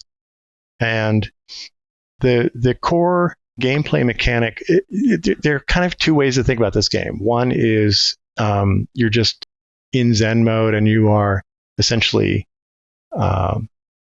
doing it almost to relax and unwind. And another is more of a speedrunning thing where you're trying to get either competing with other people or you're trying to get through something as fast as you can. And so essentially you're using physics in this game and low gravity to fly by these bodies and pick up speed because of the gravity whip, or land on them and then get propelled into your next leap and flight from something that's like a trampoline on a bouncy surface on that sphere's surface. So those are the basic mechanics. There are a lot of ideas for incorporating cultures from around the world and music and activities on the surfaces of these spheres that are pretty much infinitely variable. But the core game mechanic that needs to work for this is one where that flight and that movement feels graceful, feels compelling, natural, and just it's as pure fun as I can think of anything being. So in Zen mode, you don't have a real goal in the game. You just hop from sphere to sphere. It's the motion, and it's the ability to transition between running on a surface of a small sphere, planetoid, if you will, to leaping off of that and flying and having that motion of flight and the acceleration as you fly around something like that to get to the next thing. That motion, you could do that with your thumb on a phone screen, or you could do it with a gamepad or a mouse and keyboard, and it really doesn't matter. But it's more about combination of the beauty of the environment and the smoothness and joy, if you will, of flying and running through these environments. And so I know it sounds very abstract, but it is it's essentially what I'm really trying to do is look at things like Tetris and go, why do people play Tetris? Well, there's kind of a Zen feel to that where you get in the flow and it's just a thing to do And even if you're not trying to clear X number of levels, you're kind of enjoying that sense of flow that you get in with something like Tetris. And if you apply that same concept of the enjoyment of playing a game just for playing it, and not having to worry too much about complicated mechanics, but getting into that flow state of motion and flight, and that to me is a kind of experience that I think, A, I haven't seen it out there anywhere, and B, it requires a different approach to making a game than what I think the vast majority of teams are doing at this point. And I think what we're going to see in the next few years is, with AI and technologies like Unreal Engine getting better and better, is we're going to start to see some really different ideas about what games can be emerging. And this could be one of those. Now, Tetris can be stressful at times, because even though you try to play in Zen mode, you're still going to reach a level in which, there are too many bricks coming in too fast. I think the game concept you're describing here is very similar to Osmos, the 2009 game Osmos. So this is more of a Zen-like game in which nothing is really stressful. You can just experience the game itself and have the orbs moving around without you doing anything special. Or you can, move slowly towards the other orb and actually try to achieve the goal of each level. But that would be, I think, a better example. Because Tetris is stressful. Well, right. But the reason I cite Tetris is because the core game loop becomes very comfortable very quickly. So you can learn it. You know exactly what you need to do, even if you can't always do it. And that's where I'm going with why I compare it to Tetris. But yeah, you can look at any number of games that have really clearly defined gameplay and mechanics and objectives, and find a similarity here. But it goes back to me wanting to strip away everything that's a distraction, initially at least, and just focus on making sure that the motion that you experience and the simplicity of the control that you have, and simple doesn't mean it doesn't require skill. It just means that it's easy to learn how to do it. And then you get into mastery and becoming better and better at timing and steering and making choices, making decisions in the game. This is the base experience, and then what I want to do with it is turn it into something that has much more of an exploratory feel to it, where you are actively looking for things. And then the bigger game that this is sort of the proto version of becomes a multi-user environment with the typical trappings of an MMO, with quests and NPCs and the whole works.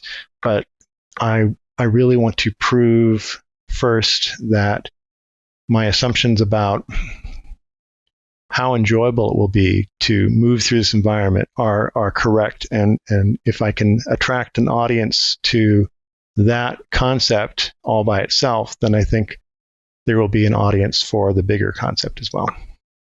Sounds very interesting. And how do you plan to make it immersive? Do you plan to use VR or AR in order to make it more immersive? Or do you plan to make it immersive by having the experience itself be immersive along with soundscape and music and such? Right. So it's more the second part of your answer, because I think it has to be immersive by its very nature in terms of pulling you in and making you want to get to the next thing. I mean, similarly, unless you're in Zen mode and things are just flowing easily, if you're in a mode that requires skill and you've got to hit the spots. You hit your spots and time your taps and your swipes, or if you're on a touchpad or button presses if you're on a controller. There's definitely the intent to make it a skill-gated game to the point where you're going to run out, just like you would in Tetris. You're going to run out of space for those shapes. You're going to run out of energy. You're going to run out of enough momentum to keep going, and so you'll be grounded essentially. And finding the balance of that so that it feels fun and it feels like you definitely know that you've either made good moves and decisions, or it was your fault that your game ended. That's what I'm looking for. And so from there, it's just window dressing and compelling original music. And I want this thing to be as much a fun game as it is also the opportunity to showcase new music and introduce cultures that people may not be aware of from around the world. So it is potentially a vehicle for introducing people to things that they wouldn't otherwise experience. Wow. I'm really looking forward to playing this game. Sounds interesting. Thank you. When do you think it will come out? Well, okay. So I'm committing myself to having my first playable prototype. I've already been working on it in Unreal Engine. I want to have a playable prototype by the end of this year. And then by the end of the first quarter, so end of March of next year, I want to have my proof of concept done to the point where I can hand it to anybody and they can have a great time. And that's you can call that pre-alpha, whatever, but that's my timeline. So that then if I can get a few people on board in the meantime and help me bring it to the world sometime next year, then that would be great. Sounds awesome. And given the fact that you were a producer, then you know how to handle timelines and timetables. Yes. I will say there's a big asterisk on my yes, because it's always a little bit different when you're doing it for yourself. And so if you're working with a team of people and you are tasked with managing them, and that is your primary responsibility, you're going to stay in your lane, and that is your job. When it becomes your own project and you're doing a lot more than just producing, it's more challenging. Now you got no one else to blame. Right. But I'll keep you updated. I'll let you know how we do. The end of the year is like 2.5 months away. I do. Okay. Just making sure that you know. Well, that you're not making any promises. No, but the thing is, you have to make a promise to yourself first that you can commit to delivering. And what I do know is that the core mechanics are well within my reach, even as a non-coder, to pull off. And then from there, I've already been talking with my brother about his level of interest, because I'd love to work with him again. There will be a right way to take each step, but I think I can do a lot on my own initially. Awesome. Now, before we wrap things up, I have one final question. Sure. That I think you already answered. What are your plans for 2025, and how can people stay in touch with you and your work? So 2025 is probably you working on the game, but do you have any other plans for 2025? If I can bring that game in some form to the world, that would be a really good 2025 for me. I am also always interested in opportunities to collaborate with people. So, if you are looking for me and want to reach out, you can find me on LinkedIn. Gregory D. Hammond is the profile name. And I'm happy to connect. So that's probably the best way. Well, Greg, I can't thank you enough for taking the time out of your busy schedule. Instead of working on your game, you're talking to me. Thank you, Daniel. And thank you for joining me for this conversation today. It's been real fun. It's been my pleasure. Thank you so much for the opportunity. And I will definitely keep you updated with progress.